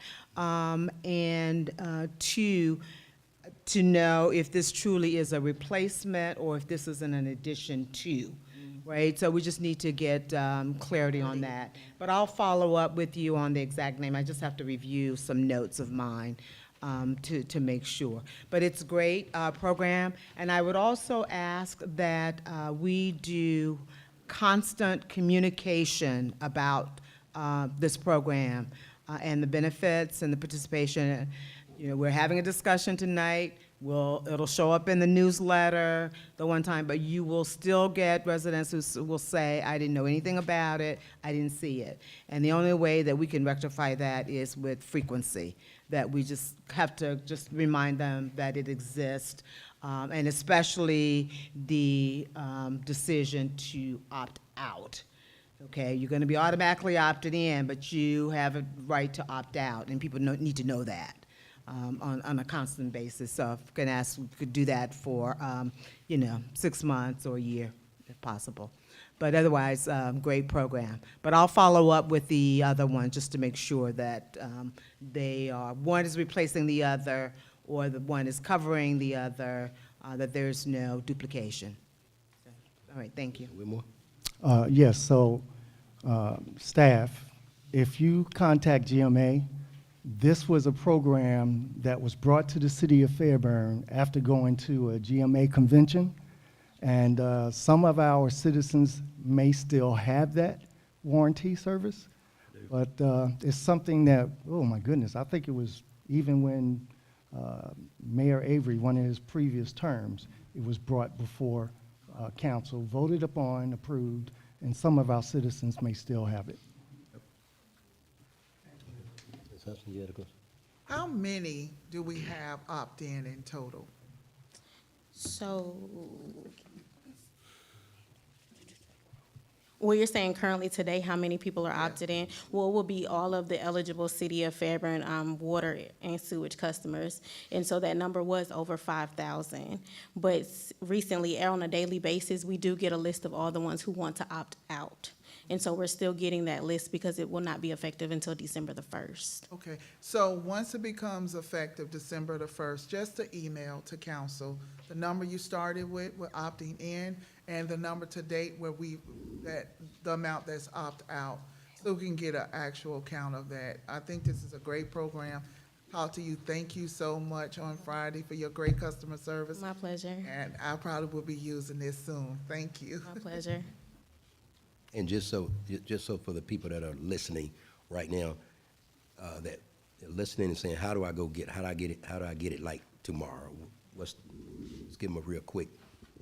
How do you get the program? How do you get, for those that are listening that wasn't really paying attention and is like, okay, that sounds great, let me go get it. How do I get it? Like Mr. Jones said, somebody's gonna say they didn't know. Well, they're actually already opted in. Unless they called that dedicated number for the City of Fairburn, they will not be opted out, and it will show up on their November the 30th bill. Gotcha. Person. Okay. Members of council, any I other? have a question, another Yes, question. yes, sir. Out of curiosity, why not the reverse? Why not having them opt in versus them having to opt out? So the reason why is because in the previous program that you all mentioned, a lot of individuals stated they did not know.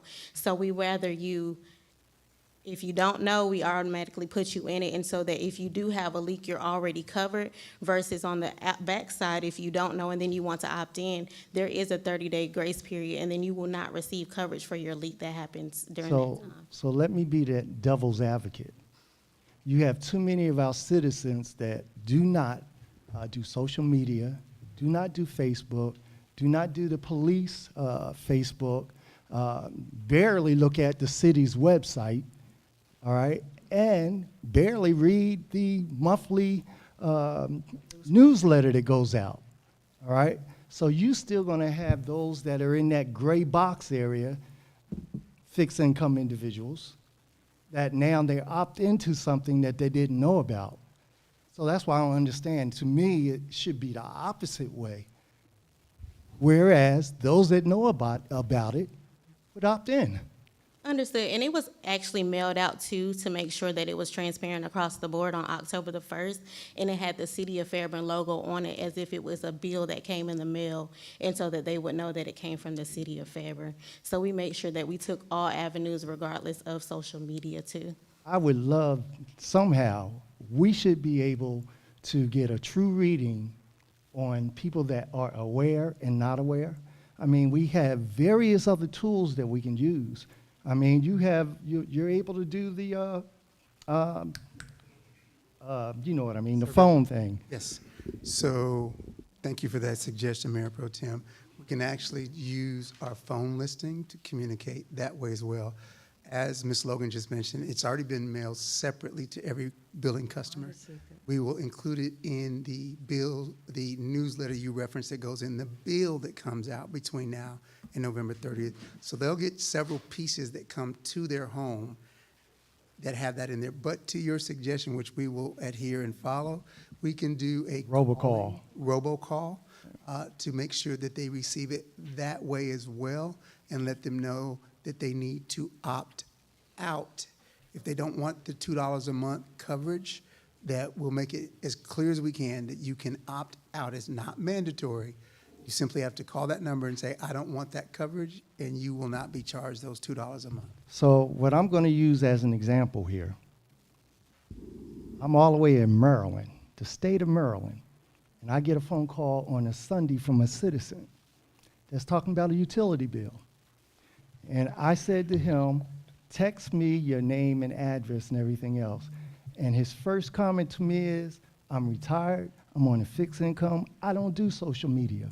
He probably doesn't even, well, I won't say if he reads the stuff that come into his house or not, but we have to make sure that we're using every tool possible to ensure that we're reaching out to everybody, because I'm sure there's a lot of people in that gray area that's not reading, seeing, or hearing. I think you're absolutely correct, Mayor Pro Tem, and what we do is use every tool that we can identify to try to reach people. I will tell you, even when we do that, there's still some folks in that gray area you talked about that didn't read the newsletter, didn't open the mail that we sent directly to them, may not get the robocall or don't listen to voicemails, don't do social media, all the things you listed. And so I don't know if there's a way to get to 100% everyone, but we try to use every available method to contact people so that they will know and have an opportunity to make the choice whichever way they'd like to. I will tell you, in talking to Ms. Logan and our customer service staff, after all of those efforts, even outside of ServeLine, they regularly speak with citizens who either didn't know what resources were available, didn't know various aspects of that. So it's an ongoing challenge, and we'll take your suggestion to do the robocalls on top of the other things we mentioned, but you're right, it's an ongoing effort. So I do have one additional question, and I would like to direct it to our PR person. Okay. Come on up, ma'am.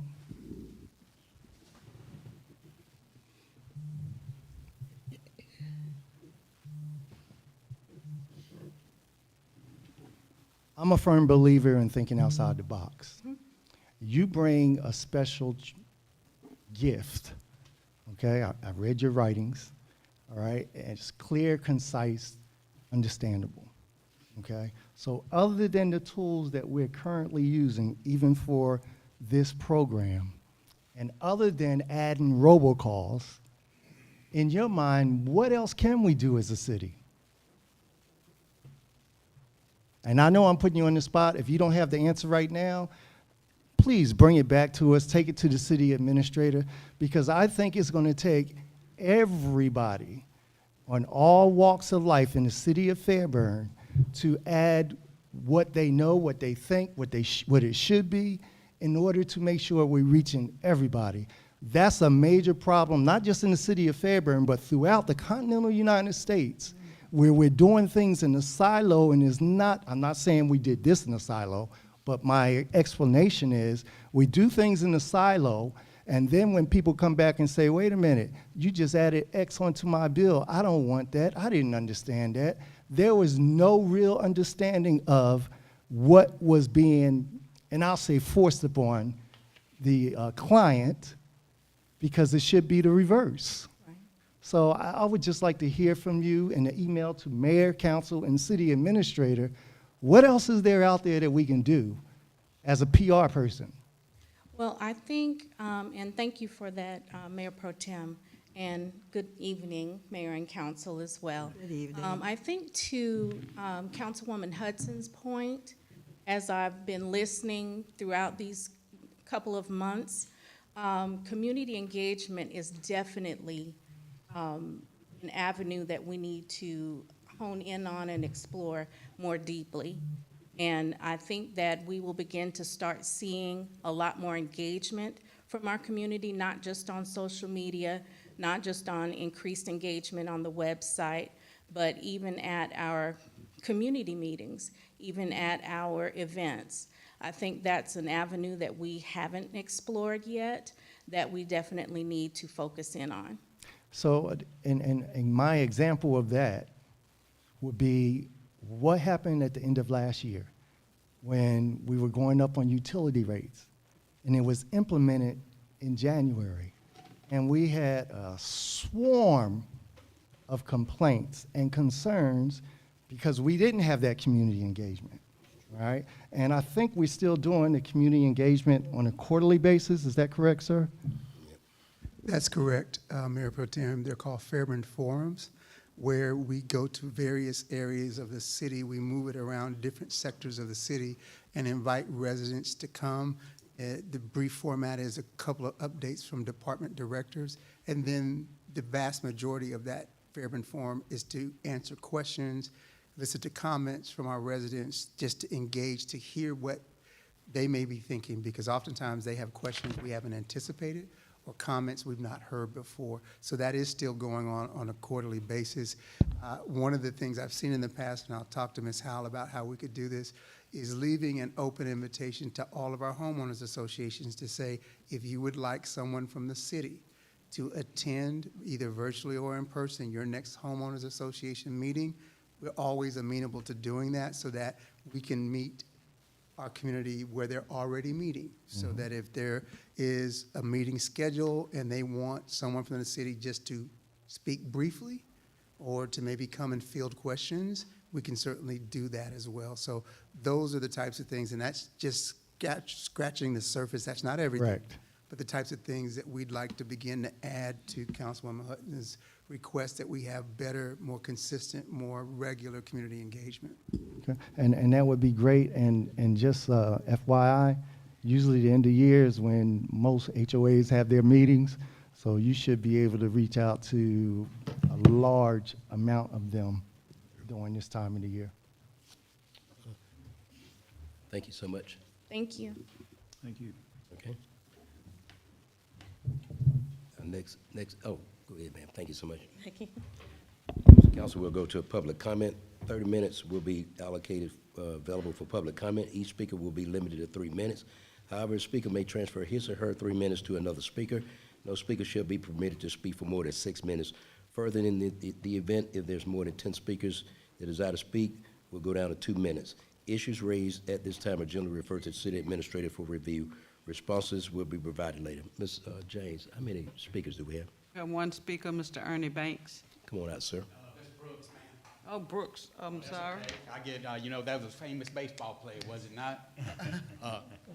You'll have to excuse me, this ping-ponging from, you know, daylight saving, spring forward, fall back, it messes me up, been messing me up. But I'd just like to throw my 2 cents on the last presentation. I also almost threw that flyer away that I received about Servalink or whatever the name of this is, and it is an insurance policy. You're going to hear from a lot of people when they see their bill, $2.88, but still it's a good deal. It's under $60 for insurance. However, my understanding is you only get one claim in a year. If your first claim's $400, you don't have another $2,000 to make another claim in the calendar year or the year from the date of the claim. So it's an insurance policy, and I thought it was like that auto, you know, extended warranty, you know, where they call you want to get an extended warranty on your automobile. I almost threw it away. I'm glad I read it. I opted out. I do have some plumbing skills. However, I'd never engage them unless I got a permit.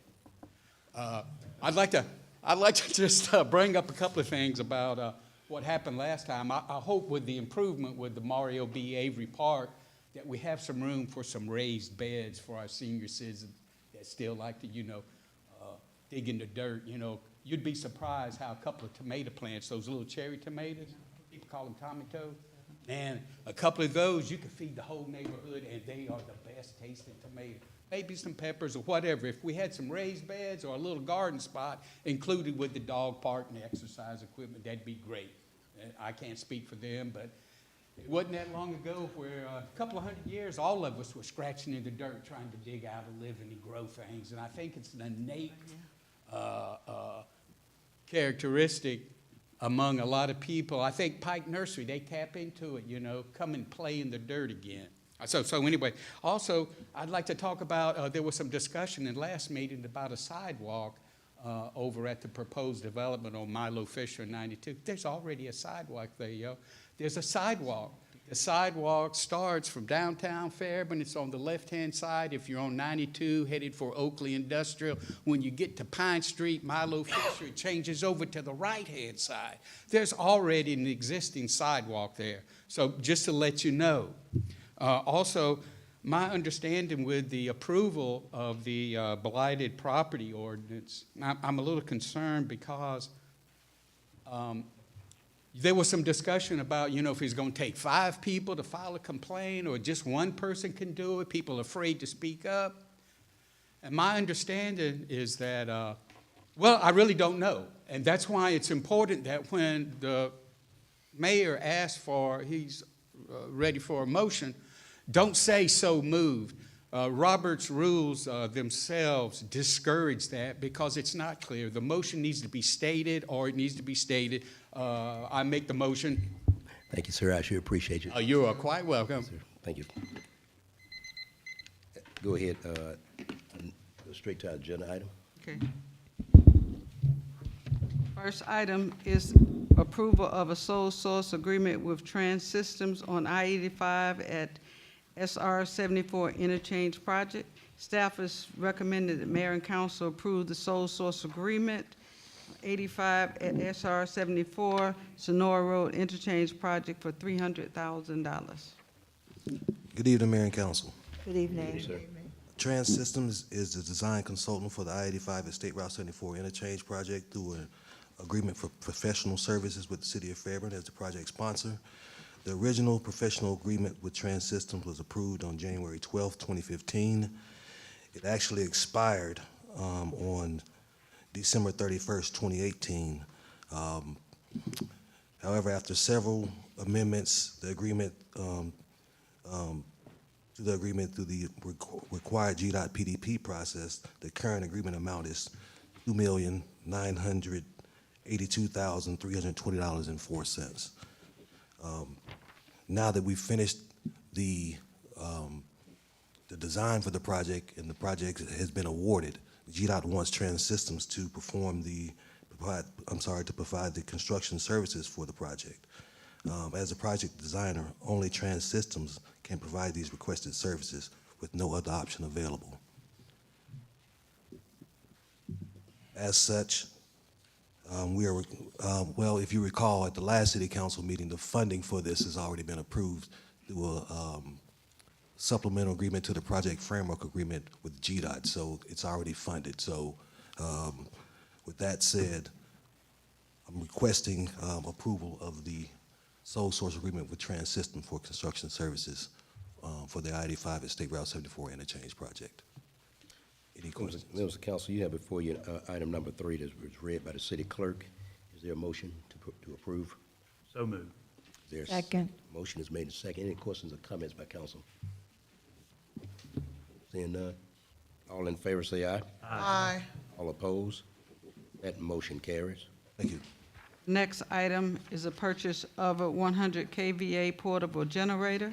It is a request for mayor and council approval to purchase a 100 kVA portable generator from United Rentals utilizing Sourcewell contract in the amount of $103,189.16. Good evening, esteemed mayor and council. Good Good evening. evening.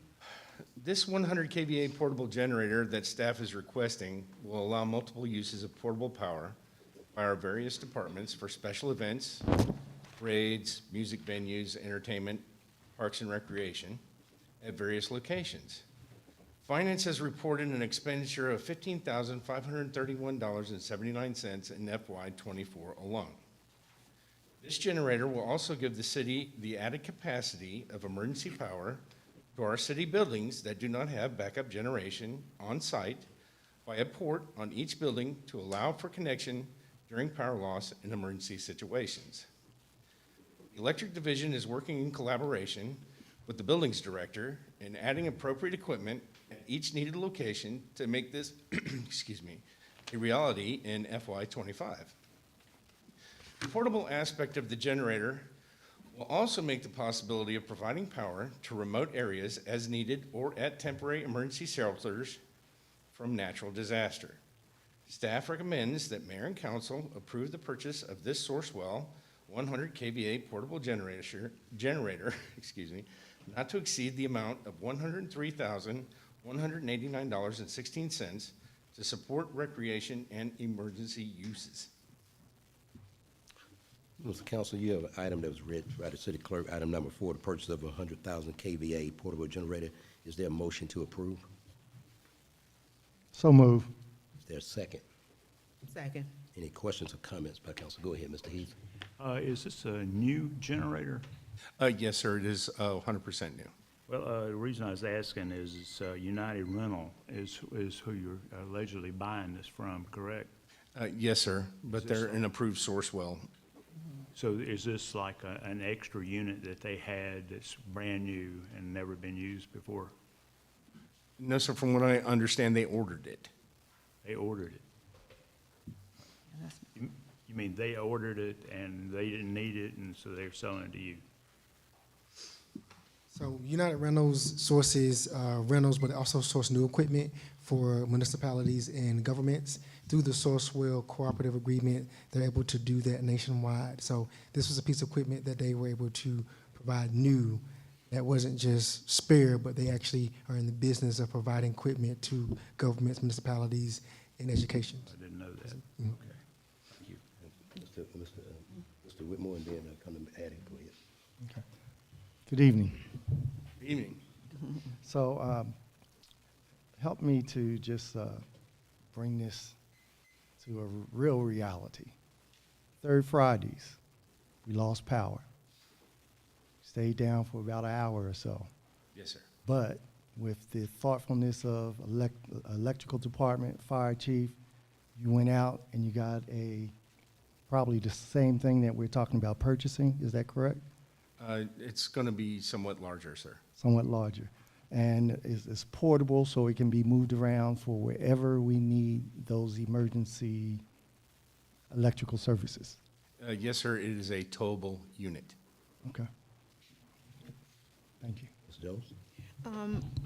I also wanted to ask, Mrs. Smith, we've purchased several generators or one other generator, haven't we, in the last year? We've purchased 3 generators in the last year, and we're on the prospect of purchasing another permanent generator for our buildings. We have more buildings than we have generators. So we strategically tried to hit those buildings that we needed for logistics. So it was the electric department, it was city administration, and the fire and parks and Recs department. But that still doesn't cover the municipal court, this building, the general services, the 102 areas not covered by that. Those don't have generators. So we're endeavoring to try to build resiliency. Also, the annex, which we use in that water crisis, doesn't have a backup generator. This generator could help us with that. Okay, so the plan is to have you use the term permanent generator for each building, in addition to a portable one that will move around as it's needed. Is that correct? That would be Tom and I's dream.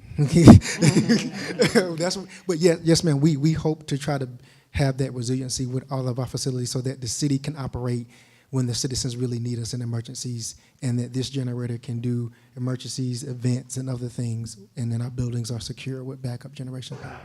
Okay, well, I appreciate that, and I think it was very important for us to state that, because it is very fresh that, we've purchased generators in the past year, and so why are we needing that? And that's the difference between the two, but also your statement that this is a portable generator. What we've purchased have been permanent generators, and that the plan is, however long that might take, is to have a permanent generator for each of the buildings so that we can minimize disruptions.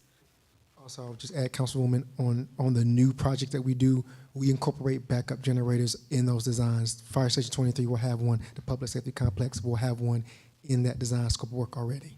Well, fantastic. Thank you so much for that information. I appreciate that. Step back. Yes. Councilwoman Portis Jones, if I may, one of the things that he mentioned that I just wanted to highlight that Mr. Banks has already mentioned, in FY24, on rentals of generators, that's Third Friday concert, other events, just rentals, we spent roughly $15,000 in that single year. So the purchase of this would be paid if we maintain those rentals each year. We would pay for a generator in roughly 5 to 6 years. We would have paid for one. With the purchase of this, if approved, we no longer need to rent anything. This portable, towable unit could be used for any of those uses as we need them. As example, Third Friday concerts are always done solely off of a generator. I know some of our residents think it connects to our electrical grid. It does not. Those concerts are solely off of a generator so that we make sure it doesn't have any impact to our electrical grid. If this is approved, instead of renting those for each concert, this unit would then supplant that. Yes, well, I appreciate that, and I really did get the reason for needing a portable one. I think that's great. Until we can have a generator for each of the buildings, a portable one makes sense. And so it helps us with the entertainment that we do as well. So, yes, thank you for that information. I appreciate that. Ms. Davis, go ahead. Yes, I just want to thank Mr. Phillips for answering my question, so I don't have to ask it in reference to the cost of the rentals. Yeah, thank you. Anyone else? My question is, what's the livelihood of the piece of apparatus that we're buying? How many years is expected useful life?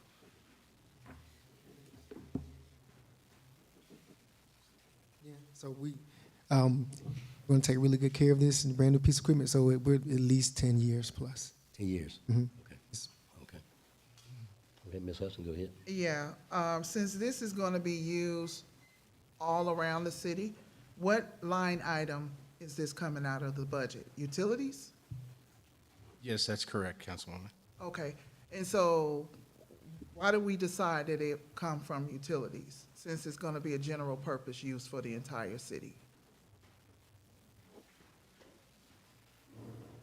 Okay, someone in staffing can provide an email at a later date. Thank you.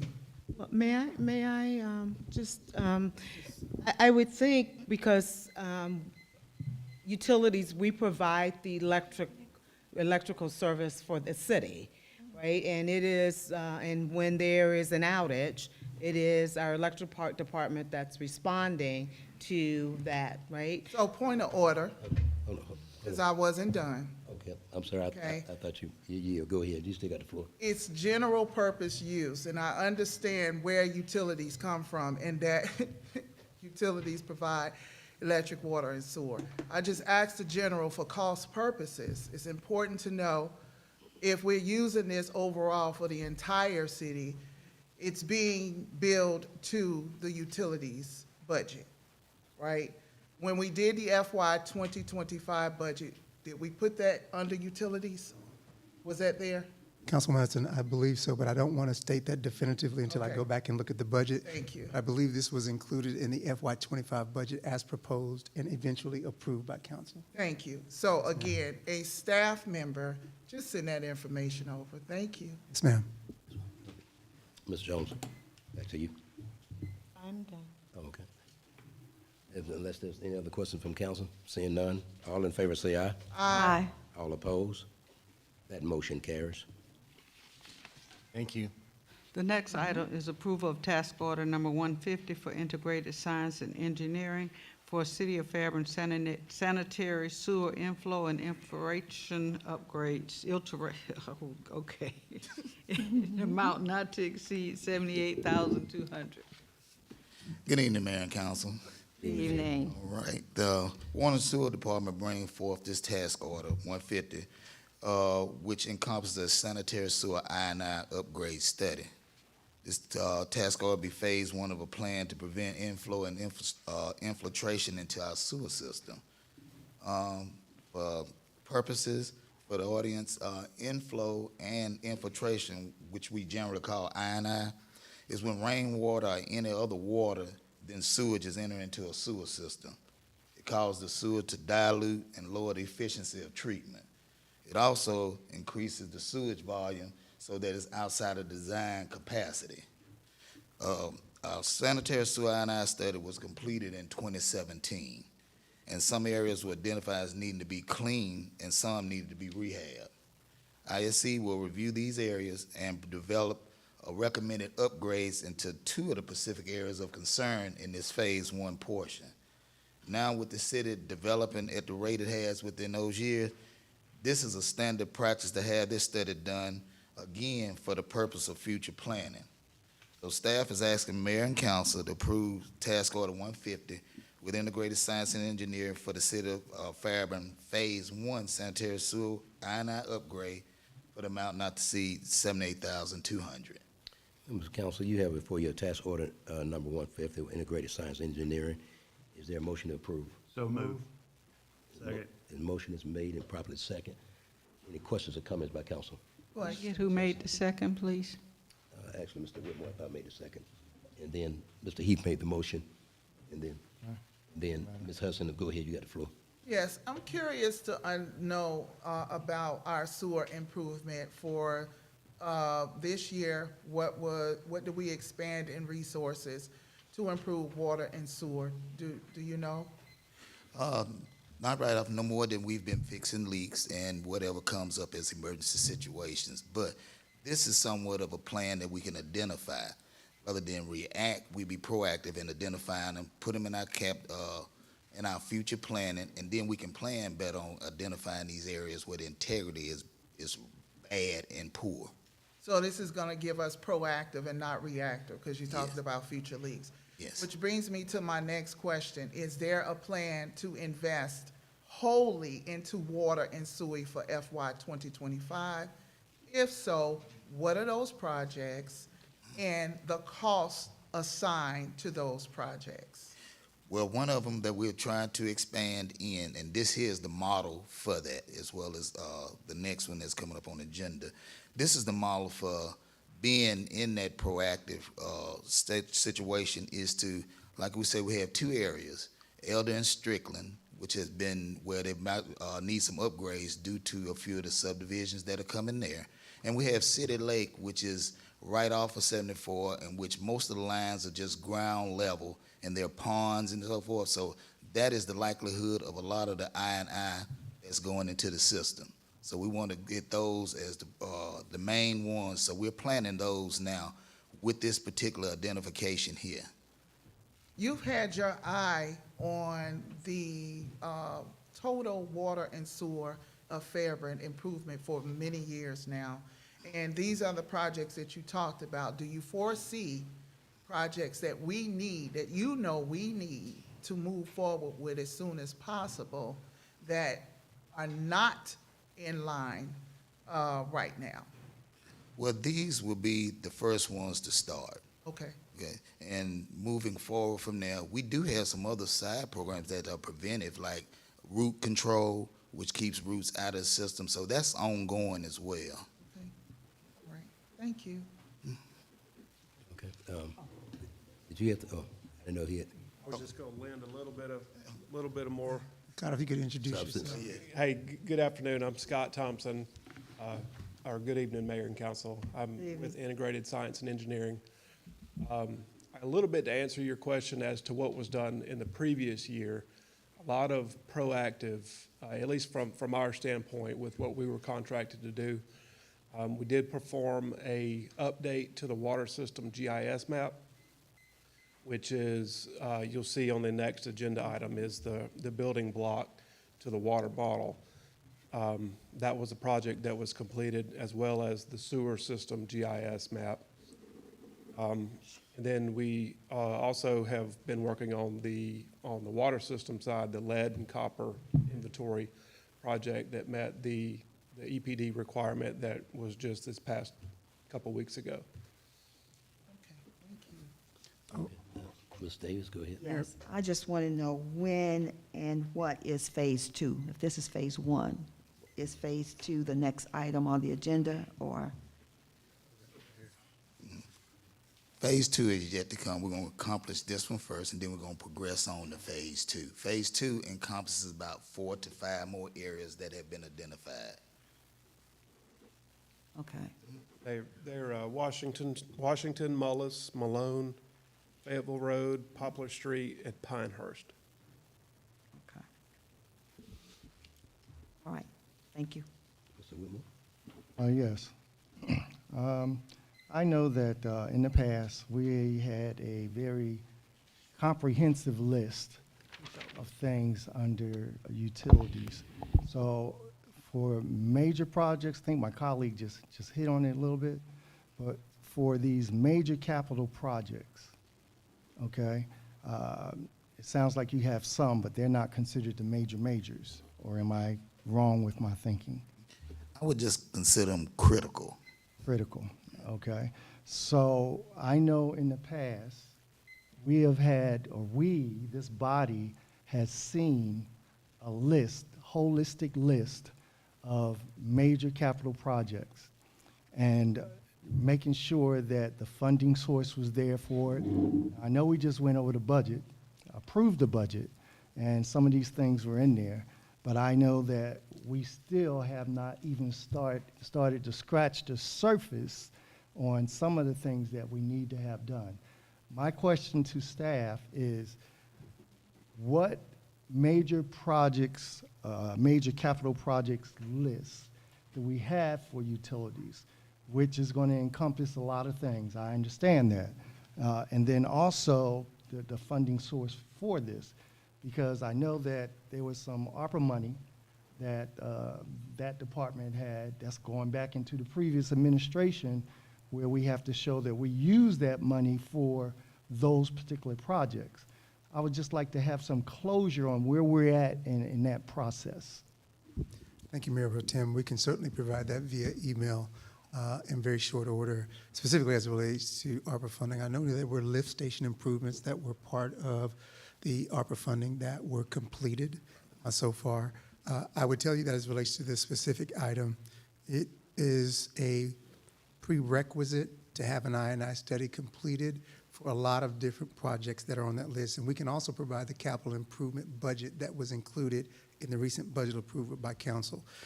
One of the things that I know that is very prominent is we are currently in discussions with Fulton County as it relates to Fairburn's sewer capacity. Yes. We get that sewer capacity from Fulton County, and we are nearing, because of the growth of the city, nearing our capacity on sewer. We're okay for the time being, but looking forward, we know that the city will need more capacity.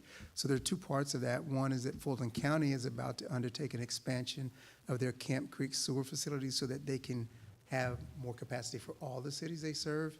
But currently, we're negotiating to see if we can get an increase to the sewer capacity that we have today, roughly 600,000 gallons.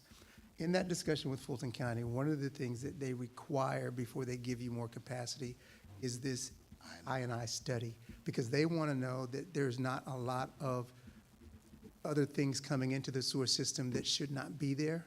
So this study confirms that, or identifies areas where we need to make improvements so that there isn't the things that Mr. Martin talked about that get into there and take up capacity. And so it is a first step to get to some of those capital projects. But again, we can provide the capital improvement list for this year, the lift station improvements and other infrastructure that was done out of ARPA money, and then it will help us to move forward. Lastly, you may recall the conversation we had at the last meeting with iParametrics and their focus on infrastructure as well. So all of these things connect because they are hyper-focused at the council's direction on infrastructure grants and funding, the infrastructure hub, which has been a big advocacy for Councilwoman Portis-Jones. So all of those pieces connect, but we can certainly provide an update on the things you just mentioned. And also, just as a comment, and I know we've been doing GIS mapping for some years now, and I know how important that is, so that we don't actually go and start digging up and doing things that we shouldn't be doing, as well as we know the areas that we have already completed certain projects. So that GIS mapping is major, I'm sure, in your eyesight as far as the department is concerned, along with engineering. Yes, it is. Thank you. Any other comments? Yes. Oh, yes, ma'am. Mr. Thomas, you also stated in answering Councilwoman Hudson's question about projects that you guys have completed or worked on, the lead line inventory, and you just completed that project. Is that not correct? That is correct. And that was due to EPA this late October? It was due to EPD on October EPD, 16th. okay. So I would love for us to have a presentation on that study and what was found or not found, because that will set the foundation for the infrastructure work that we will need to do in terms of meeting federal requirements for lead line replacements. So if you could, if the next meeting would allow, to bring us that update on that study, what you found, and the conclusions that were submitted to EPD. Yes, ma'am, we will provide an update on that. We'll have to look at the calendar. I know on the December 9th work session right now is scheduled, the Water Authority staff is supposed to be here on December 9th to provide an update. That will be a long item, so I don't know if we'll get multiple things in on December 9th. But if not, then on December 9th, the first meeting in January. Scott, I don't want to put you on the spot, but as it relates to the lead pipe study, just as a brief overview, were there significant lead pipes or any lead pipes found in the city of Fairburn? Yes, no, I can give a quick overview on what we performed. We did not identify any lead pipes. What we did was we took historical data from the city, whether that's old permits, old building codes, and then tax records.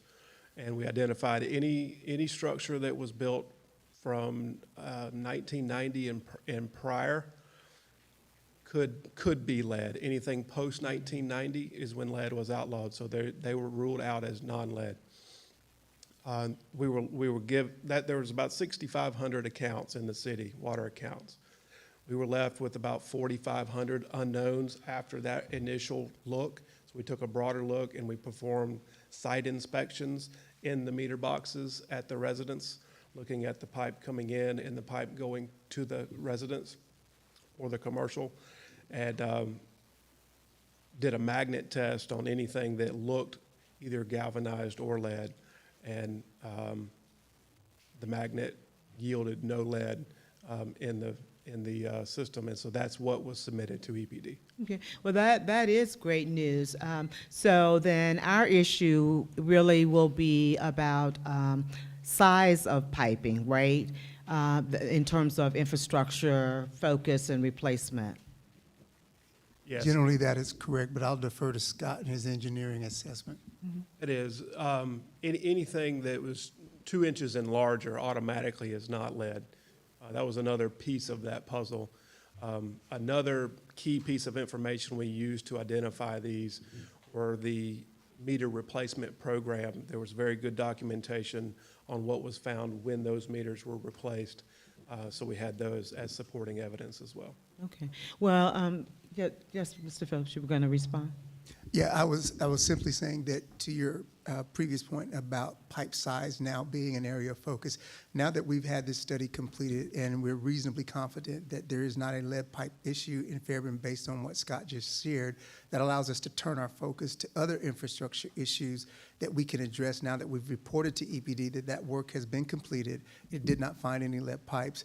Then things like size, capacity, that is the next area that we can focus on to determine where those improvements can be made. Mm-hmm. Okay, and I want to add also, we do have a bulletin that states that for the public and for the citizens, that there was no lead found in our system, and it progresses on from there. That's the letter that we will be sending to the city administration, in which he would go ahead and share with council and the public as official.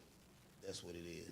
well, that is great news. Thank you so much. And if you can also include in that explaining why that's significant, why that's important, what impact does that have on us as a resident of the city, the fact that you found no lead in the pipes. What does that mean? So I thank you for that. I really appreciate it. And I would also say, Mr. Phillips, so this is, again, great news, because that helps us to know at least that issue is off the table in terms of our infrastructure focus, because we talked about that at the last meeting, trying to identify, what are all our infrastructure needs, because that's a broad title or subject. And now we know that lead line replacement is not one of them, but size of pipes are, and what does that mean, and that just helps us to know where we need to focus, how much money it's going to take for us to get it, and how long it's going to take us to fulfill those obligations.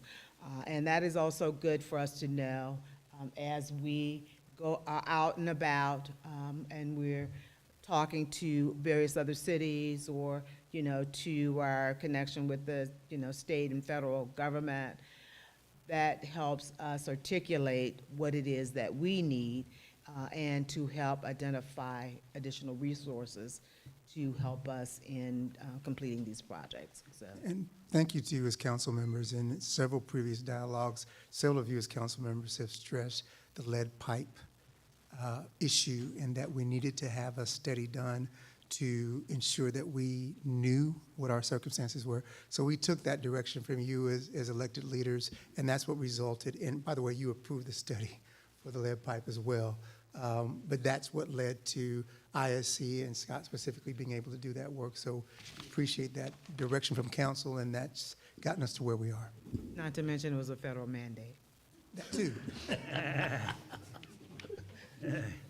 Boy, you heard something else tonight. What did you? Thank you, Mayor. Mr. Martin, you did mention the meter replacement. At what percentage of completion are we with the meter replacements? Right now, with those 1,500 out of there, we about close to, I want to say 6% that we need to have done. 60%? Yes, that we need to have done. Okay, so The that's, second version of it, that's in the budget for this year. okay, and how many, based on the budget that you have for this year, how many meters do you anticipate we're going to be replacing? I'll have to get that answer back to you because it's in my notes and I don't want to give you anything wrong. Well, we appreciate that. Okay. And also, just let me say, Mr. Martin, and Mr. Martin, and also the electrical department. Tom Banks, thank you. In my senior years, I don't remember. But I know that what y'all do down there, I know that you were a great find for the city of Fairburn. You have how many years in this capacity or this role of water and sewer? 41. 41 years, and I know that you were well sought after. But you landed here in Fairburn. And I know that you're doing a great job, so is Tom Banks. And I just want to publicly say that I appreciate you, and I'm sure the citizens do as well. Sometimes we need to have a little more accolades and recognizing, because, you know, when we have these storms, when we have these allergies, when we have these pipes that are bursting, and when we have the situation from Atlanta getting us the water, everybody's looking at you. Everybody's looking at Tom. And I know when it's out of your control, but you have the staff with the experience to go out and do the things they need to do to minimize the amount of time that we are out of service with supplying the various services. So publicly, thank you, sir. Thank you, and thanks council as well. With that being said, all in favor say aye. Aye. All opposed? That motion carries. The next item is the approval of Task Order 165 with the Integrated Science and Engineering. It's for the Water Distribution System Hydraulic Model in an amount not to exceed $164,090. Again, Mayor and Council, I'll bring forth to you this task order, which is 165 for the Water Distribution System Hydraulic Model. Under our master agreement with Integrated Science Engineering, we're asking them to construct a hydraulic model of the city's water distribution system. This water model will be constructed using the latest version of Water GMS, hydraulic modeling software. At the project completion, a report of the modeling results will be delivered to the city. This information will be used to evaluate and plan for upgrades and replacements within the distribution system. This will also serve as the master plan and asset management tool for the water department. Well managed, it can also assist with economic development opportunities and provide instantaneous information for inquiries in future development. So staff is asking for the mayor and council to approve this task order 165 with Integrated Science for the Water Distribution System Hydraulic Model, $164,090. Oh, I'm sorry. Yeah, I'll just give a little background on the importance of this. So I mentioned the water system GIS map. That was really the building block that catapults into this hydraulic model. This model will be, it basically takes the GIS map and makes it smart. So during the mapping, you know, all the pipelines, the valves, the fire hydrants, and any other accessories are identified via map. Water demands for every water account throughout the system will be assigned. And then you have to calibrate this model via fire hydrant flow tests and pressure tests throughout the system. There'll be a lot of coordination with the city of Atlanta because we know that's where the source of the water's coming. This is a key piece. I mean, we all know the water issues that we've had. This will be a key piece to further identifying the root of some of these issues and also corrections needed to better help that in the future, whether it's changes from the Atlanta system or other sources that we may pursue for the city of Fairburn. Another key benefit to this, it'll be a living document via this software system that you will have access to that, you know, if a big development wants to come into town, we can plug that demand in and see how it affects the system. Maybe not right there in that geographic area. We may see that, you know, on the other side of town, it creates issues and these pipelines need to be upsized. That burden can be put on that developer at that time rather than the city react 3 years later and have to front the bill. So that'll be a real key piece to that.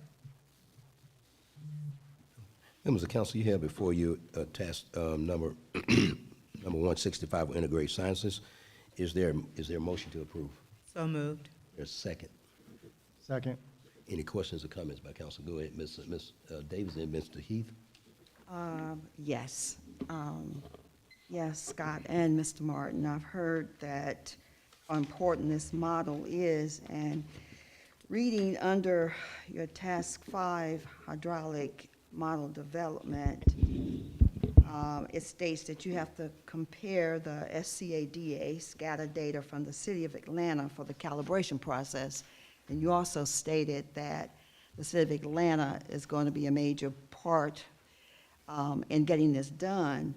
But then I'm looking at the bottom here of your task 6 under assumptions.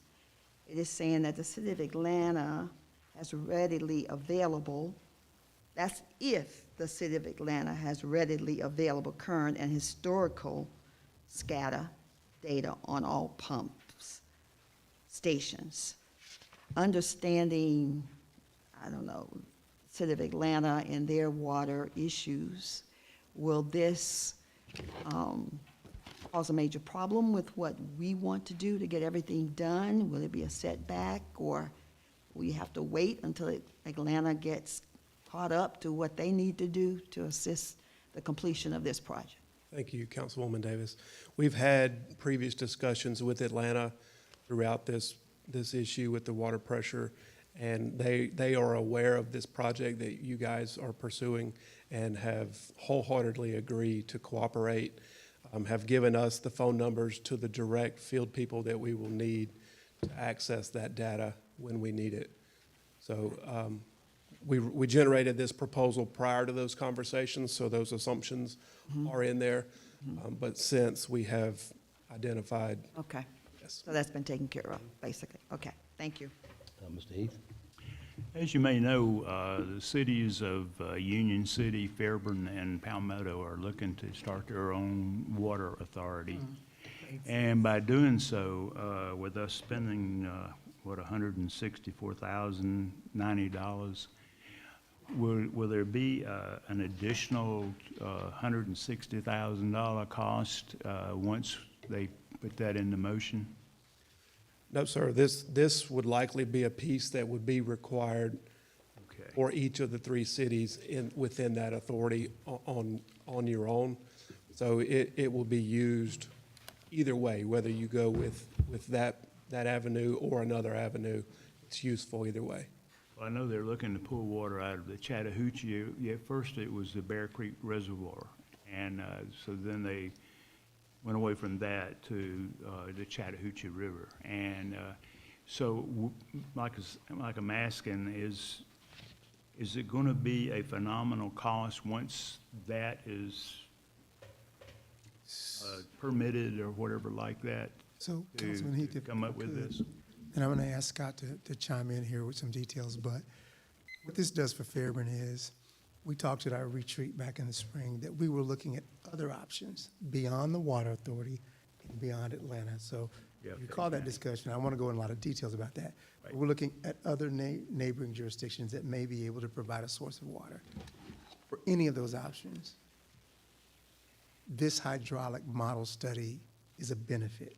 Okay. Whether it's something with the Water Authority, and I don't know if that's going to be the case, whether it's continuing with Atlanta, and I don't know if that's going to be the case, or whether it's a third option that we briefly talked about at the retreat. Right. Any of those options will require this type of hydraulic model be in place and be current. So whether we get a source of water from a different neighboring jurisdiction, Atlanta or the Water Authority, Scott, can you kind of expound on that a little bit? Yeah, so to accept water from an outside source, the route of that is either through an elevated tank or booster pumps sending it to your system. And to receive that water, it's all dependent on the dynamic within your system, the pipe sizes, the looping network, and to accurately size what would be needed to supply the water that the city needs for current and for future growth. You need to have a really good look at what is current in your system so that those external inputs, wherever they might come from, can be sized appropriately. Got it. Okay, thank you so much. I think the key word here is that it's a model, that it will help us model water distribution or lack thereof if needed. I recall maybe 2 meetings ago, we had an in-depth discussion, and I think it was under the discussion about adding more apartments or adding some economic development project. And the issue of water and water access and water flow, given the current issues that we're having with water, was a big part of that conversation. And so, based on what you've said, and my reading and understanding, this model, whenever we have a question or an interest or an issue going on about water flow or what impact doing certain things will have on water flow, this model will assist us in answering those questions. Is that not correct? That is correct. Okay, and it will also assist us with issues with fire hydrants and water flow via fire hydrants, because we've had that as an issue as well. Is that correct? That is correct. Okay. And you used the term that, and I think you did, that, Mr. Martin, that this is a master plan that will help us deal with our water needs, our water distribution, and access to water. Do that kind of encapsulates what this model will do? That's correct. And also for our future planning, the model has various reasons and aspects about it. And like you said, it's a master plan. We can plan this as each budget come where council and everyone can see this area is the one that needs improved. This one here needs an upgrade here. We got apartments here. We need to go from a 6-inch to an 8-inch water line up in here. And like Scott said before, as far as development is concerned, yes, the developers can see that, okay, water here does not feed here, okay? You might have to put we can get them to put a booster station at that point for some reason. So we would have that information. Now we can partner with the developer and whomever else, and the onus is sort of on them to help us put in that necessary piping or whatever we might need for the distribution of that water. And then one last question then, how do you keep the model updated? So you come in, you establish it for this year.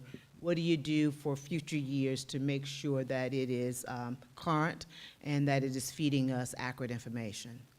Yes, similar to what we do with the GIS map is as new developments come online, those demand points are put, and then they're tied to the water bills. And so it's an actual water usage for that new development. So those come in along the way so that at any time we have an accurate snapshot of the model. Okay.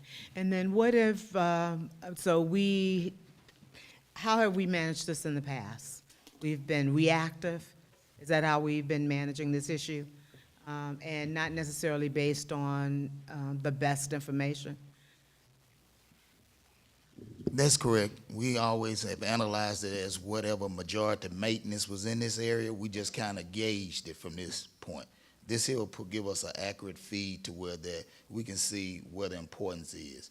And one of the things too that's stated too, it'll let us know the integrity of the pipe. If it's a 50-year-old, 40-year-old, we know we can plan better. Yeah, and this will be the key piece to make sure that Fairburn can make the appropriate decisions, everything within Fairburn, that they can do what they can do to have a robust system and also have the education to speak to others that you're receiving the water from. That's really the root of given the circumstances that we've had over the past couple years, that's really the big benefit, is the education to pursue the best interest for Fairburn. And have you worked with other cities or governmental units that have developed this model? Yes, ma'am.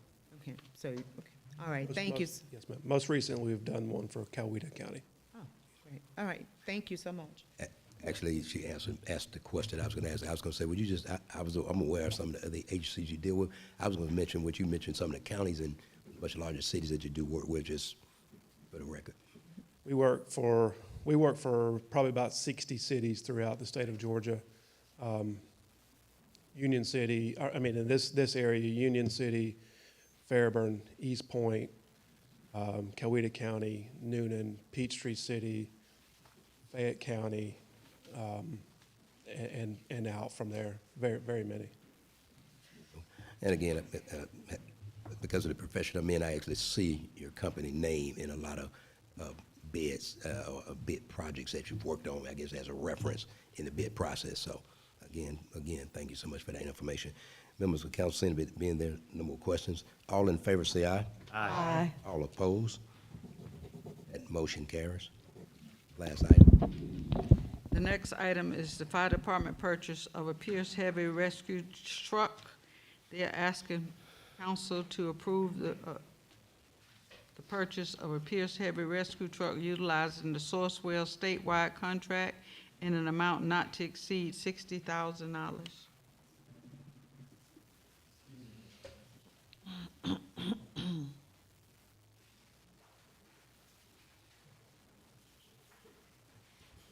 Good evening, Mayor and Council. Good evening. I must say I'm pretty happy about the hydraulic modeling. That is big for the fire department, for ISO. They love that. Okay. It gives us accurate readings and flow rates for fire hydrants. Awesome. We know exactly what those fire hydrants are putting out for us. So I appreciate that. Well, thank you for that. All right, now. I'm about to ask you for one more favor here. Oh, set up. That was coming. I knew that was coming.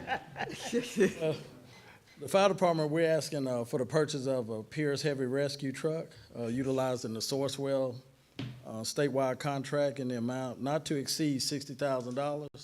Of course, I elaborated before in our budget hearings, this truck is going to assist us with heavy rescue extrication, which involves tractor trailers, tour buses, school buses, tractors, what have you. It'll also be utilized as our rope rescue and our hazmat. You all know we have that railroad that goes right through our city. There's all kind of stuff on that railroad. So all this truck will carry all that equipment for entry-level teams, for hazmat incidents, and decon. So we're requesting the purchase of this truck to carry all that equipment. Members of council, you had item number 7 read from the city clerk. Is there a motion? So moved. Second. Motion made by Ms. Jones and second by Mr. Whitmore. Any questions or comments by council? Nope. Go ahead, Mr. Whitmore, and then Ms. Jones, and then Ms. Davis. Chief, I just want to say that I know that probably over the past, well, you've been the chief here for how long now? 6. 6 years. Yes, sir. Okay, and during that 6-year tenure, your forward thinking of doing or bringing forth things to council that's going to help enhance the ability of your staff to do the things they need to do in an emergency situation. That's one of the reasons we just celebrated a ribbon cutting out on Bohannon Road. That's one of the reasons you're receiving or getting the equipment that you need to assist with any fire that we may have in the city. So I'm just publicly thanking you for your forward thinking and your ability to recognize the things that we need so that if the occurrence does occur, we're ready and you're ready and your guys are ready. The only question I have in reference to part of what you're going to have on this truck is your decon, as well as when you talk about tractor trailers. I know when they flip, there's a big bag that you have to use to do the things you need to do for extrication and so on and so forth. Would you elaborate on that? So Decontamination. Okay. So I'll elaborate a little bit on all of it. So the extrication part would carry the jaws of life. It would also carry airbags to help us with lifting tractor trailers off of victims. We all know how rough those tractor trailers can move out there on the interstates.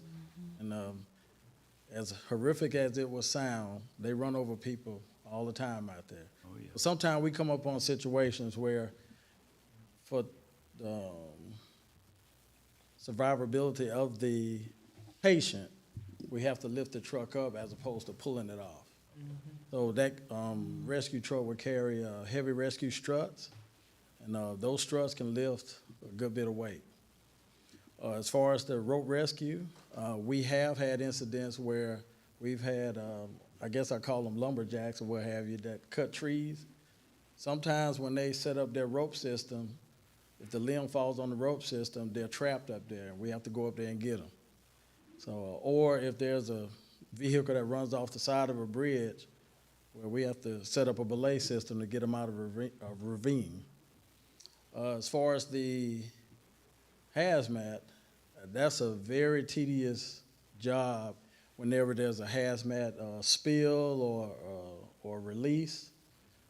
Our guys have to put on the level A suits, go attend to the victims, and also mitigate the situation by either cutting the valve off that's releasing the toxic material or what have you. And then the decon team sets up the showers to clean the victims before we transport them. So I am acutely aware of that, dealing with decontamination stations, dealing with spills on nuclear subs, and so on and so forth. So just knowing that our firefighters are equipped, trained and equipped. Sir. The key is trained and equipped to do these things. It speaks volume of the department. So thank you, sir. And then thanks to Mayor and Council, direction of our city administrator, assistant city administrator, you all have really brought us a long way. We're top notch. And we.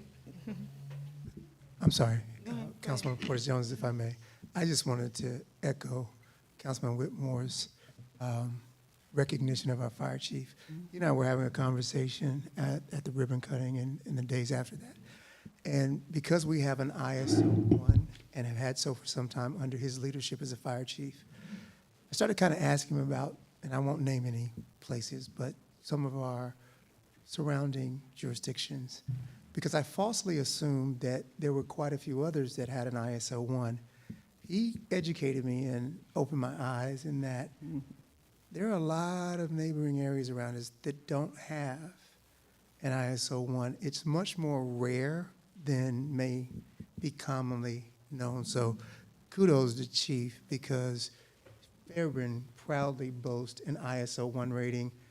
That's not the case everywhere around us, and that's due to him and his command staff and the firefighters that we have that, and we're just trying to do everything we can to continue to support them.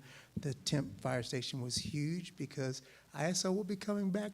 Chief, I'll let you speak on that in the foreseeable future, and that's one of the things they told us in the past that we needed to have. Right. And due to council support and leadership, we now have that. But Chief, I'll let you speak on that. Yes, and it's been a while since ISO came to Fairburn, but one of the things they did talk about is that we needed fire protection on the other side of the interstate due to the growth of the city.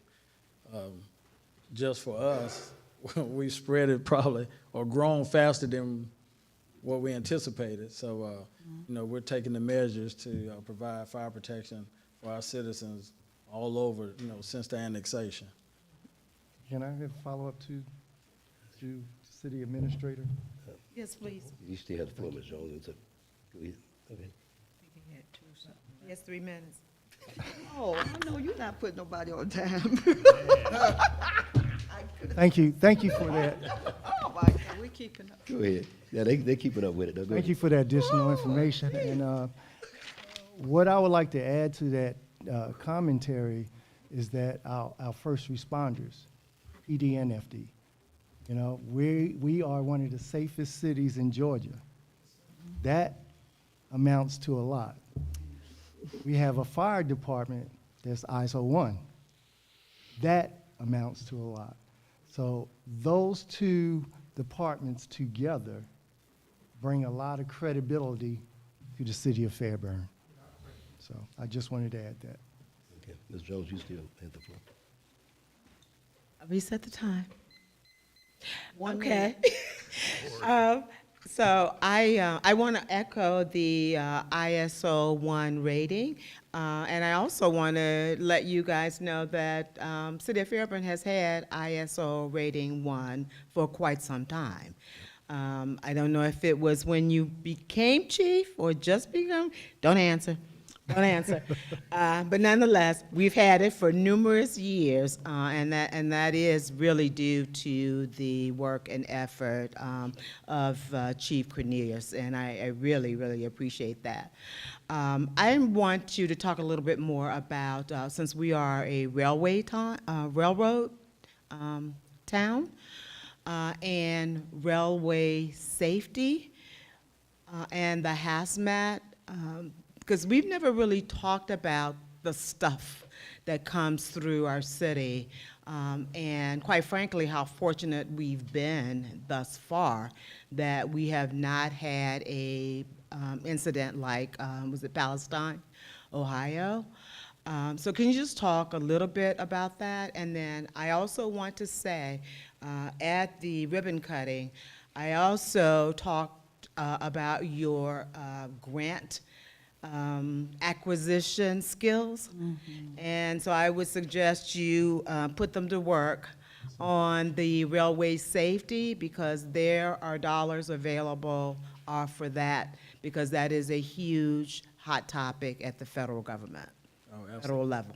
Absolutely. I do have a good relationship with our railway CSX? down there. Yeah, CSX. They been great with making sure we get the proper tier reports and letting us know what is out there, what comes through the city. So we're always in touch with them. And we also have local businesses that willing to help us, and I'll talk to you all later about that, about some funding for hazmat equipment. That might not be at a cost to us. He does. So we're working on it. Okay. I'm gonna get with, yeah. But we. Breaking news, breaking news. Yes. Yes, okay. And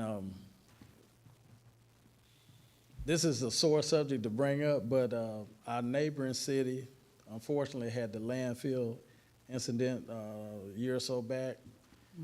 That was right in our back door, and that prompted a lot of us going ahead and pushing this heavy rescue with the hazmat attached to it, because that was close. And, you know, luckily, the neighboring city was able to, you know, mitigate that situation, and it didn't affect us as bad as it could have. And is discussion about that in our emergency management response plan about railway safety specifically, how we address that, and any hazmat material that may fall out from that? Yeah, me and Dana, we talk all the time about emergency management, the procedures we would take if something was to happen in the city. We listen to the meetings with AFSEMA, so we're on board with that. If something was to happen here, we would activate. Okay. And then I would also ask if we could, if it's not already there, what needs to be included in is the communications plan about how we would address communicating to the residents and to whomever, the different levels of communication, who does the communication, when, et cetera. Because I understand that's supposed to be a part of the emergency management plan as well. Yes, ma'am. Actually, when we had the bad weather we thought was coming, so Phillips now activated all the department heads. We activated our emergency management. Ms. Howell was there, ready to, you know, give information to the citizens, you know, need be, what areas to stay away from, and we would do the same thing, you know, on a hazmat incident. Okay. Well, thank you, and I will elevate my discussion about railway safety and resources that might be available as I head to National Legal Cities. All right. So to your point, Councilwoman Portis Jones, it is already in our emergency management plan, but I will tell you, as you mentioned earlier, with the incident in East Palestine, Ohio in 2023, 38 rail cars derailed in that incident and had caught on fire and burned for days afterward. We've been very fortunate we've not had that incident, but because we are a railroad town and all of us see those trains every single day, Chief has made a specific effort to be in contact with CSX, and it's front of mind from an emergency management perspective, and we try to do everything we can to be prepared. Thank you for that. Mr. Heath? Yes, I have. Were you next? No, you go ahead. Okay. The question I have is, the $60,000, does that come, the truck comes equipped with that? No, sir. How much is it gonna cost to equip it then? About another 50. About another 50? Okay. Thank you. I'm sorry, go ahead. Okay, I have two questions. Number one, unfortunately, I was not able to be at the ribbon cutting because I had to be in Athens, Georgia for a board meeting. So I am requesting that Mr. Phillips and Chief Robinson give me a personal tour of the fire station over on Hannon. Okay, now I went by there to see the external that Wednesday, but I want to see the internal. My other question is, do you have room to put this truck in? And why I'm asking that is, during our festival, our fire department was on great display. And there were so many fire trucks coming by. I'm like, it just made us so proud. They were clean. They were just beautiful. So I'm just asking if you got another place to put one more truck. One more. And actually, when 23 goes up, we will have the room. 23 is right around the corner, and by the time these trucks get into play, the station will already be open. Yeah. We'll have the room. And I just want to congratulate you too. You've done a lot for the city of Fairburn, and you're very quiet about it. You're not boastful, but your work speaks for you, and we see it, and we are proud of you. Thank you for your service to the city. Thank you. And I just want to say, Chief, again, thank you so much for, as Ms. Davis mentioned, the great grand opening that we had, the ribbon Fairburn Cutting. Our department was on display on levels I just never imagined. I wanted to also mention, ladies and gentlemen, it's kind of easy after so many years to forget. I want to thank the great Mayor Betty Hanna that helped solve the need for the city of Fairburn to have its own fire department. I also want to thank the former Mayor Liz Hurst in this case that kept the money in the coffers that actually been demonstrated. And all those trucks you talked about, we saw a lot of that was from the money that was actually sitting in the coffers that this body has properly allocated for the use of public safety in both police and fire. So it is, like I said, when it's so easy to forget about good service of men and women at past councils and mayors in this case.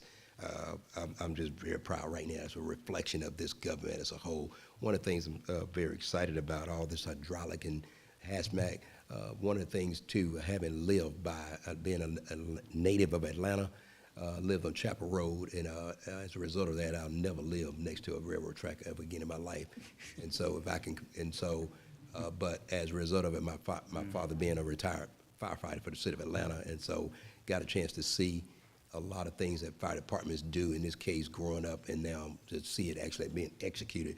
And so in this case where we take for granted, you heard about the case in Ohio and several other, in this case spills, we've been blessed that we don't have a spill. As a matter of fact, whether it be a spill or whether it be a major accident, I can't think of what it was, whether a year ago we saw something, well, the train was sitting in the track by the Union City, I can't remember what it was, but we haven't had any incidents like that. We've been blessed, actually. And so with that being said, I just really appreciate all the firefighters and the police officers at the city of Fairburn, again, between our ISO rating, and without going into great detail because I was getting kind of late, my question is, outside of lower insurance for our residents, is there anything else right off that a resident can think of what a great ISO rating would do for our government or our cities or our residents? It's mainly the insurance, and that's how they dictate the rates. Right. Going by your ISO of your city, that helps out a lot. Now, as far as the physical part, you have better and adequate fire protection. A lot of larger cities and larger counties still don't have the number of fire stations that's required. And it causes delayed response, and a lot of times you'll have engines getting there over 10, 15 minutes, and it's kind of hard to save the house. Right. And one of the things I want to mention too, ladies and gentlemen, as I prepare to ask for a vote, one of the things that we take for granted, but great intergovernmental agreements between our neighboring cities. I mentioned at the State of City address earlier this year, how the city of Palmetto, Union City, and actually South Fulton came to the city of Fairburn's rescue because of issues that we had while doing a structure fire. And so again, I just want to say thank you so much because we're blessed right now with that have city council that will actually invest this type of money. He's being asked, I know because I'm being asked by other mayors, how is your government able to spend that kind of money for something even though it's critical? And let me just say this publicly to our city council. It is so easy, again, a natural campaign slogan. I've heard it having worked for 2 mayors of Atlanta, being the U.S. Conference of Mayors, almost every government in some form of a campaign season will mention we need to dump money into police and fire. But very few of them actually, in this case, will be able to show you the money that's actually being dumped and the results of it. So with that being said, go ahead, sir, and then we'll take a vote. Yes, very quickly. Chief, City Administrator, can you talk to me about our siren? Is it operational? Is it not operational? We would use it for tornadoes, and it can be a special horn for derailment, spills, and everything else. So it's funny you mentioned that because we have been working on the tornado siren. We only have one that's having issues, and that's the one at Meadow Glen, but our tornado sirens are fully functioning. We've got them a while back. I will be coming to them mid-year for some radio upgrades that goes into siren, which is recommended by the people that did the maintenance on them. But we're on top of that, and we're scheduled, I think it's right before Thanksgiving, the maintenance guy is going to come and look at the Meadow Glen one. So with the additional, whatever they're putting in there, that's gonna increase the decibel? Yeah, because it's a technology upgrade. It's gonna be the newest version of the radios that are in there now. So they're gonna change all that out, but the sirens will only be down maybe an hour and a half, 2 hours, when they swap out the whole radio system. Okay. But we still have the manual override where we can set them off here Mhm. or set them off at dispatch downtown. Okay. And is there, I don't know the answer to this question. I hate asking questions unless I know the answer. But is there a difference in a tornado siren and a derailment with chemicals? No, not necessarily. The good part with our tornado sirens, we have a microphone where we can make the announcement as well. People to flee away from the area, or we can set the sirens off as well. That being said. Chief, help me if I get off track here. Okay. But in our conversations operation, and we call it a tornado siren, it's probably better referred to as a notification siren. That, yes, it can be used for tornadoes, but to your question, Mayor Pro Tem, if there were a derailment, it could be used for that as well. And with the vocal ability, and Chief kind of gave you a little preview of the mid-year, even though we hadn't got there yet. But we do anticipate some technology enhancements to that system that you will likely see when we have our mid-year budget discussion. Thank you. Thank you. With that being said, all in favor say aye. Aye. All opposed? That motion carries. Thank you. The next Thank you, item Chief. is an ordinance to authorize the issuance of the City of Fairburn Combined Public Utility Bond Series 2024. This is a request for Mayor and Council approval of the issuance of the Series 2024 bonds.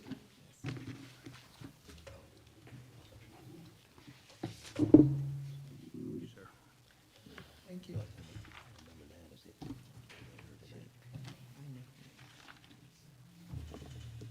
Mike, you still have Attorney Noel? Okay.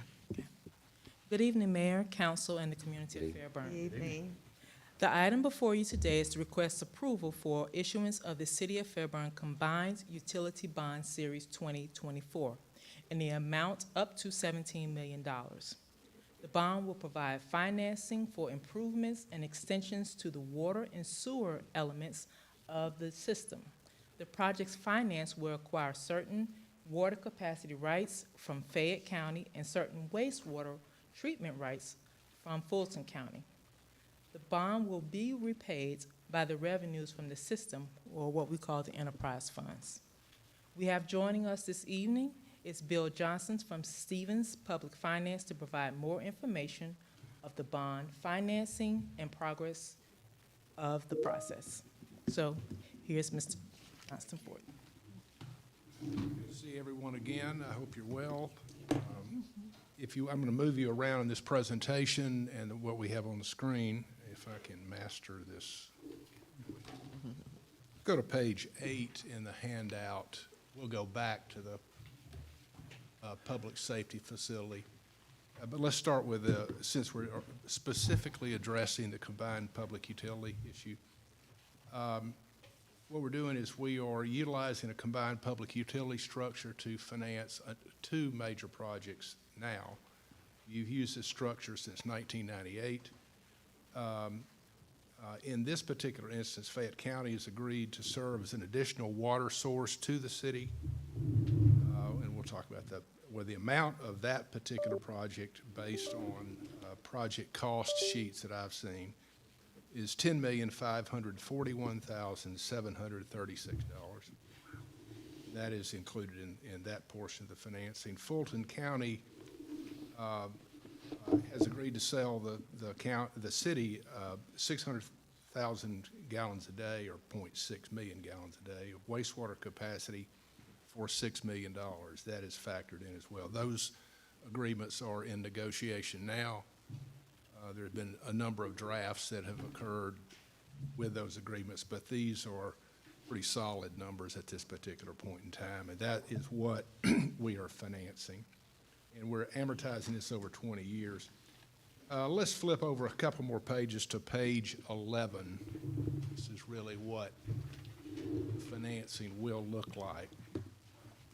We expect these numbers, these are fairly current numbers within the last week. These will tighten down as we get towards pricing, and certainly when I come back to you in December for your authorization to sell bonds, and then we'll have another meeting when we price the bonds, and you'll have the actual interest rate. But this is what it's looking like, and it's going to tighten down going forward.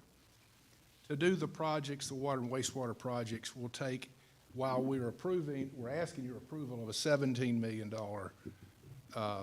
bond size so that we can go begin the bond validation process. Every bond issue in Georgia must be validated, it's advertised twice in a legal organ here that the city utilizes, and we'll have a validation hearing.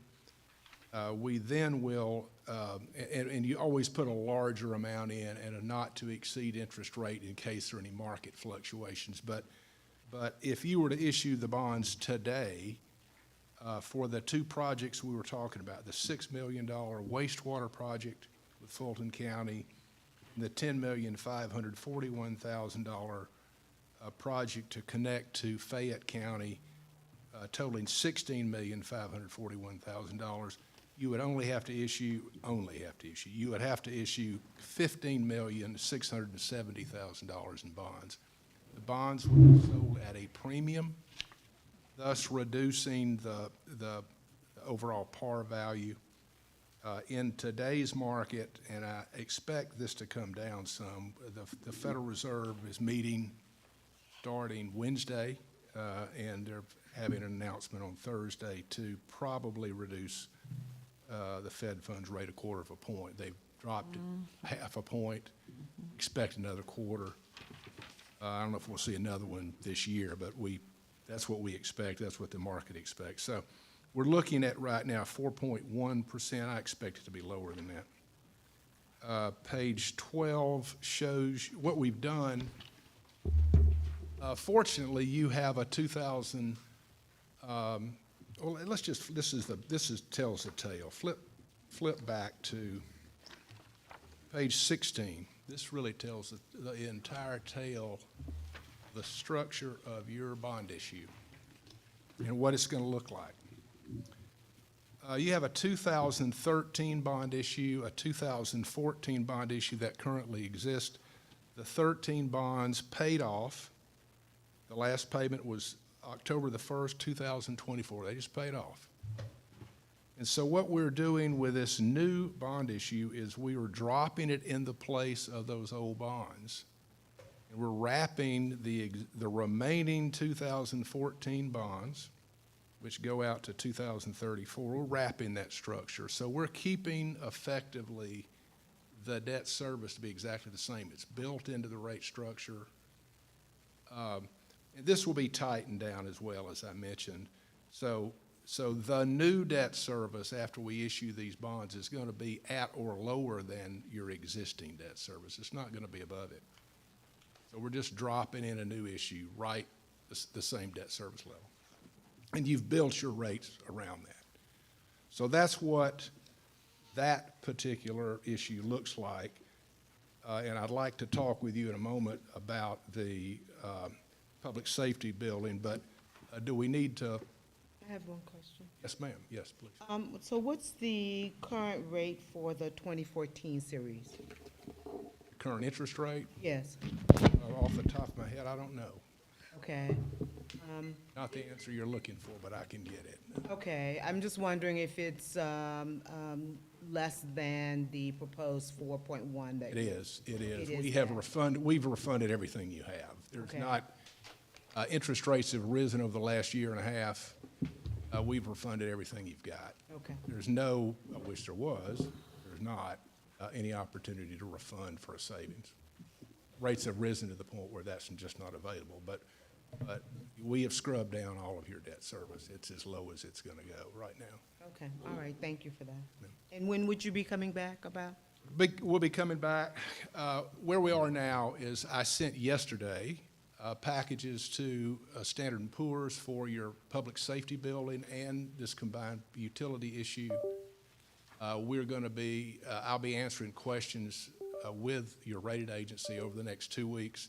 We'll have a conference call, which we have to decide on the day and time, probably next week, to answer questions that they may have. We are going to get a rating back on the 22nd of November, and we will prepare the offering documents for both issues shortly after that. We will come back to you one more time for a final approval to go into the market. We will sell bonds on or about the 9th of December, and we'll come back that Monday, the 9th, with a bond purchase agreement locking in the interest rate. So you'll see me a couple more times. Okay, and then why is this the best time versus sometime later, or specifically, after the Federal Reserve meets? Sure. Yeah, why now?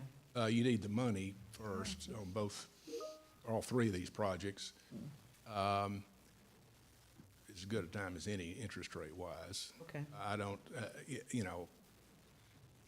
we've had huge campaigns, the election tomorrow, thank goodness, so we can get that behind us. So that volatility will go away. We've seen interest rates decline over the summer with the Fed cutting interest rates, which is a good thing. Yeah. We've seen them ratchet back up over the last 3 weeks, quite a bit. I think with the settlement of the presidential election and the expected reduction in the Fed funds rate, we expect rates to come down a little bit. So I think in that respect, it's a good thing. Okay. Are rates going to continue down sharply? I don't think so, in my opinion. We're going to see a decline here shortly, but are we going to see the numbers we saw 3 and 4 years ago? No, not for a while. Those were great interest rates, and we can't refund any of them because rates have risen, and those were great interest rates. So you're not seeing any refundings done right now. Well, I appreciate that, and thank you. Going to market really is about timing, and to know the assumptions for which you're working on why this is the best time, aside from us needing The fact that you need the money Yes, is probably the main reason. the real driver. Right. Thank you. Okay, I do want to hit the public safety complex, page 4. Let's go back to that.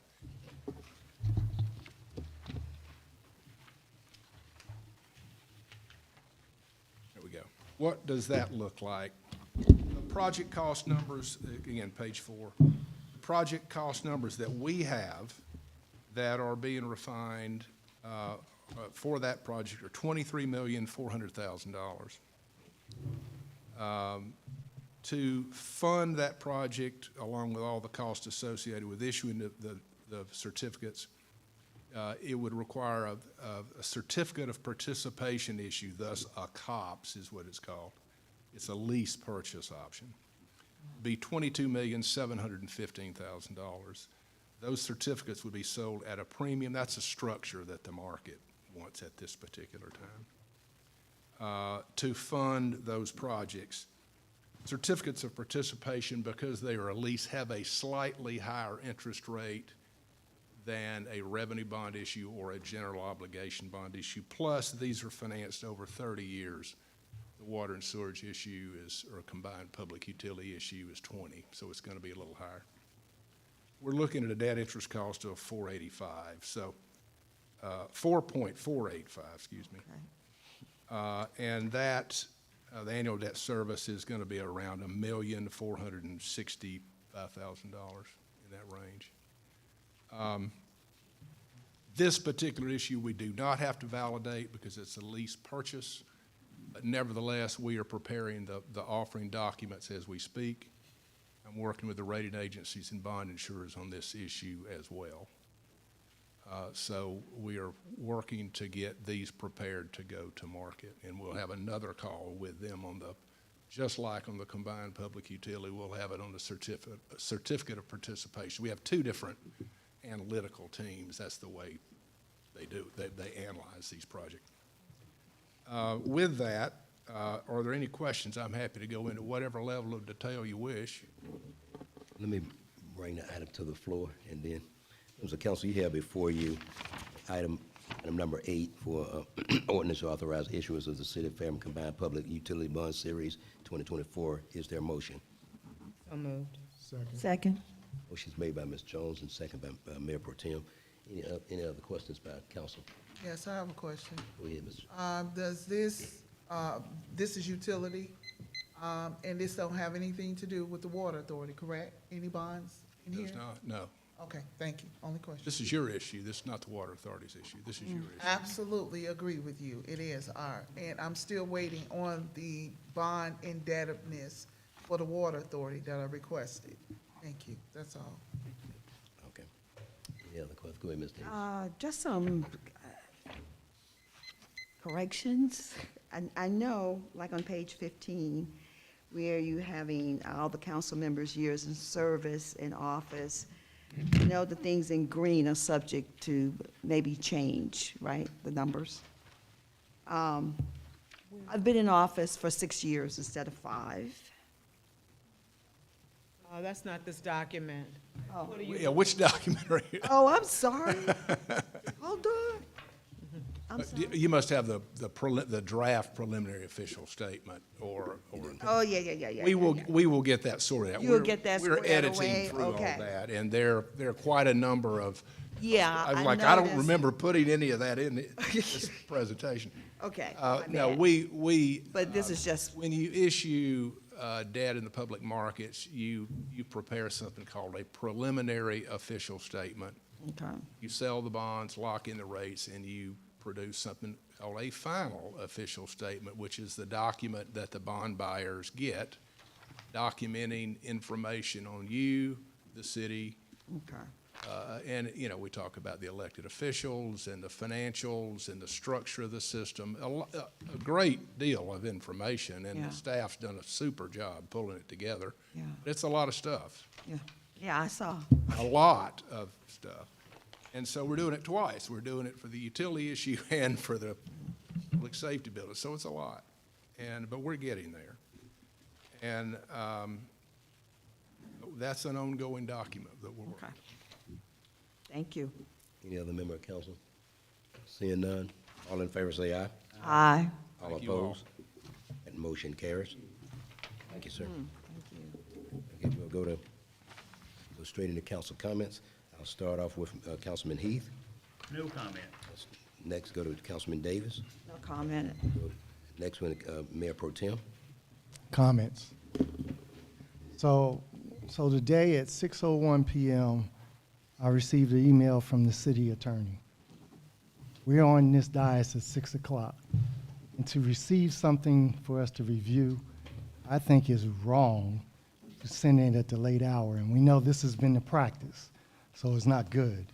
But a legal opinion, it changes which reflect the change in protocol of historically providing information for council to be assured what the administration is doing.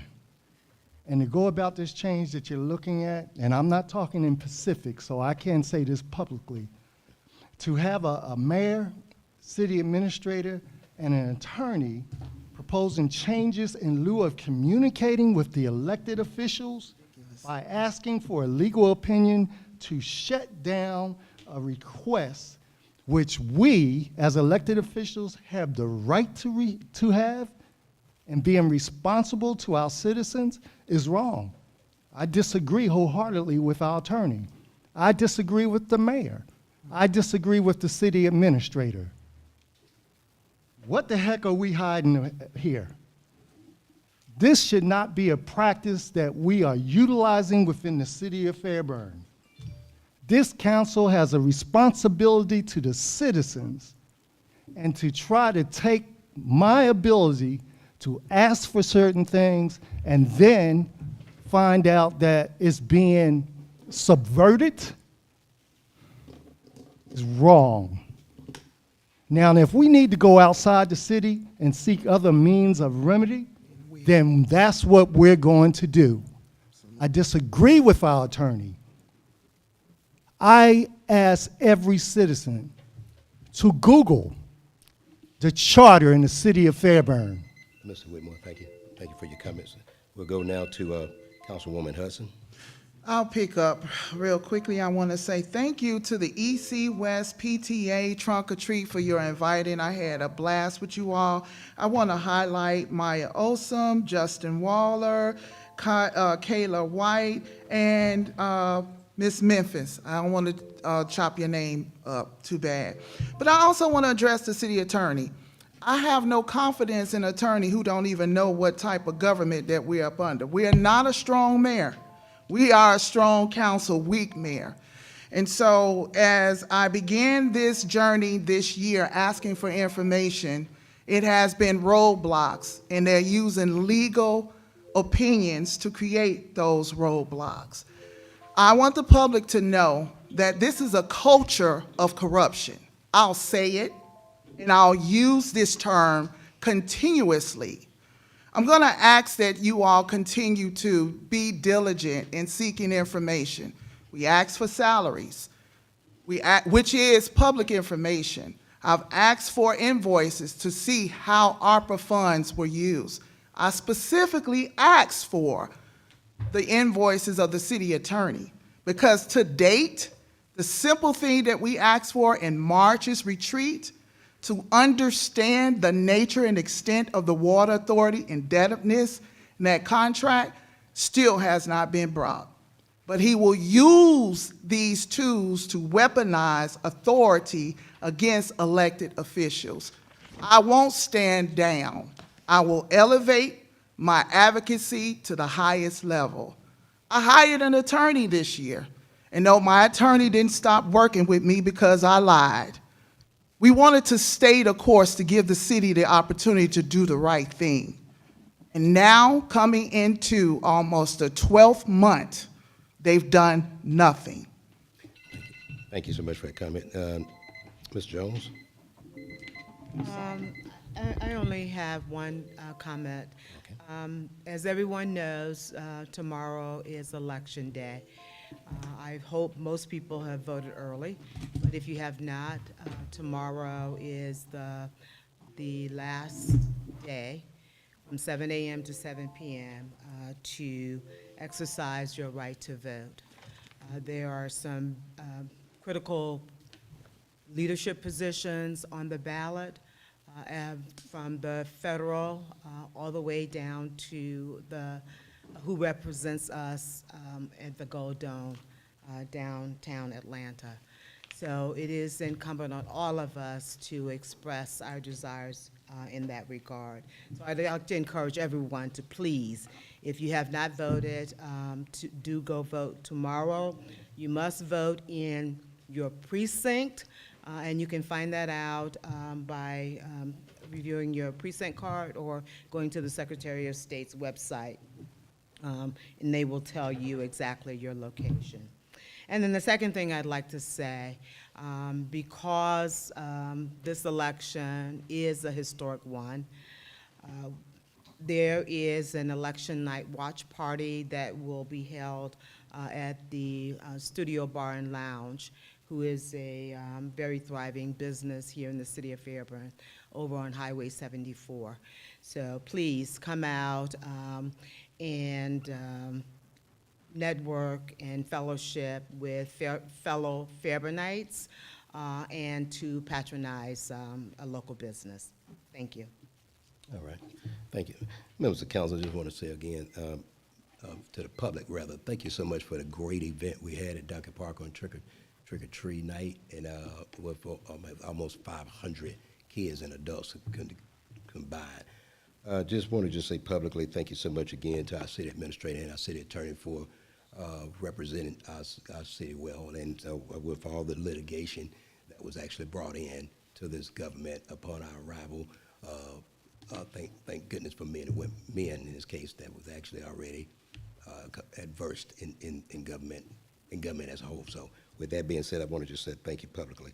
With that being said, members of council, we have an executive session to go in for executive session for personnel. For real estate, excuse me. Can I entertain a motion to go executive session for real estate. So move. Second.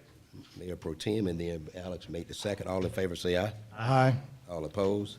That motion carries.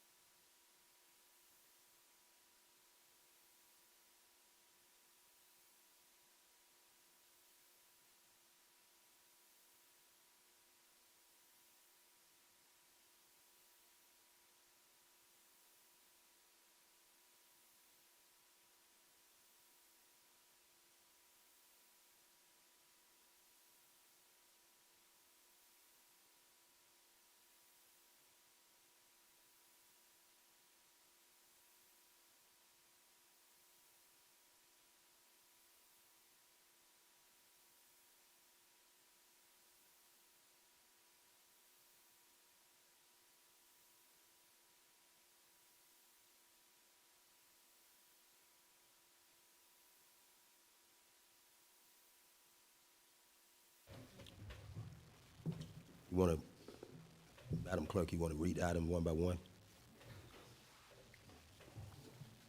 Okay, the first item is for a quitclaim deed for a portion of a joint driveway at 8040 Sonoya Road. I'm sorry.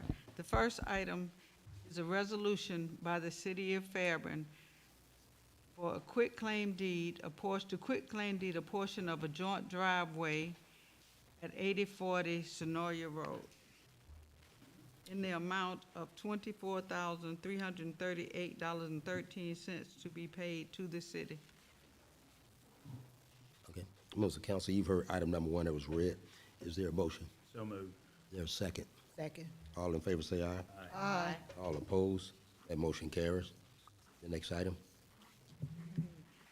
The next item is a resolution by the city of Fairburn to purchase the right-of-ways to facilitate the Duncan Park project. The right-of-ways, the properties are parcel 7 in the amount of $9,700 and parcel 8 in the amount of $7,600. It was item, you heard item number 2 read by the city clerk. Is there a motion? So moved. Second. Motion is made and properly second. All in favor say aye. Aye. All opposed? That motion carries. 1 second.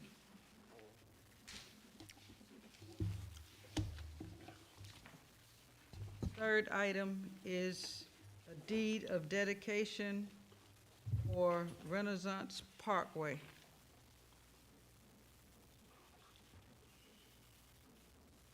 That's it. Members of council, you heard item number 3 read. Is there a motion? So moved. Is there a second? Second. All in favor say aye. Aye. All opposed? That motion carries. Number 4. Okay. Number 4 is condemnation of 129, I believe it's 129 Broad Street, West Broad Street, for public use. Members of council, you heard item number 4 read. Is there a motion? So moved. Second. Motion is made and properly second. All in favor say aye. Aye. All opposed? That motion carries. Is that it? That's it. Okay. Members of council, can I entertain a motion to adjourn? Oh, wait. So moved. Wait a minute. I can't believe you just tried that. What? We just said that when we come out, we couldn't talk about it, and I said I will repeat my statement when we come out of executive session. Okay. And now you're trying to push to hurry up and shut it down? I wasn't. Oh, okay. So the attorney made a statement, so let me respond to the attorney. That response is, Yeah, hold on. Here's my question here's my question, Ms. Jane. We were in executive session when we were discussing an item, in this case, the statement. In this case, speaking of it now in public record, is that in order or not?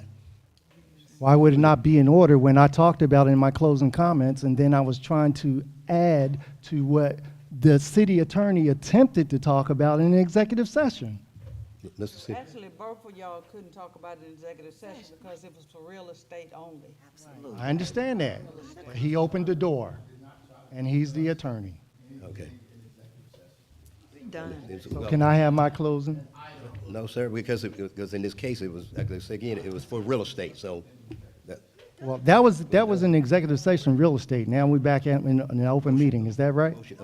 A motion to adjourn has already been passed, correct? Motion carries. I tell you. All in favor, say aye. Aye. All opposed? Sure hope the citizens are watching this one.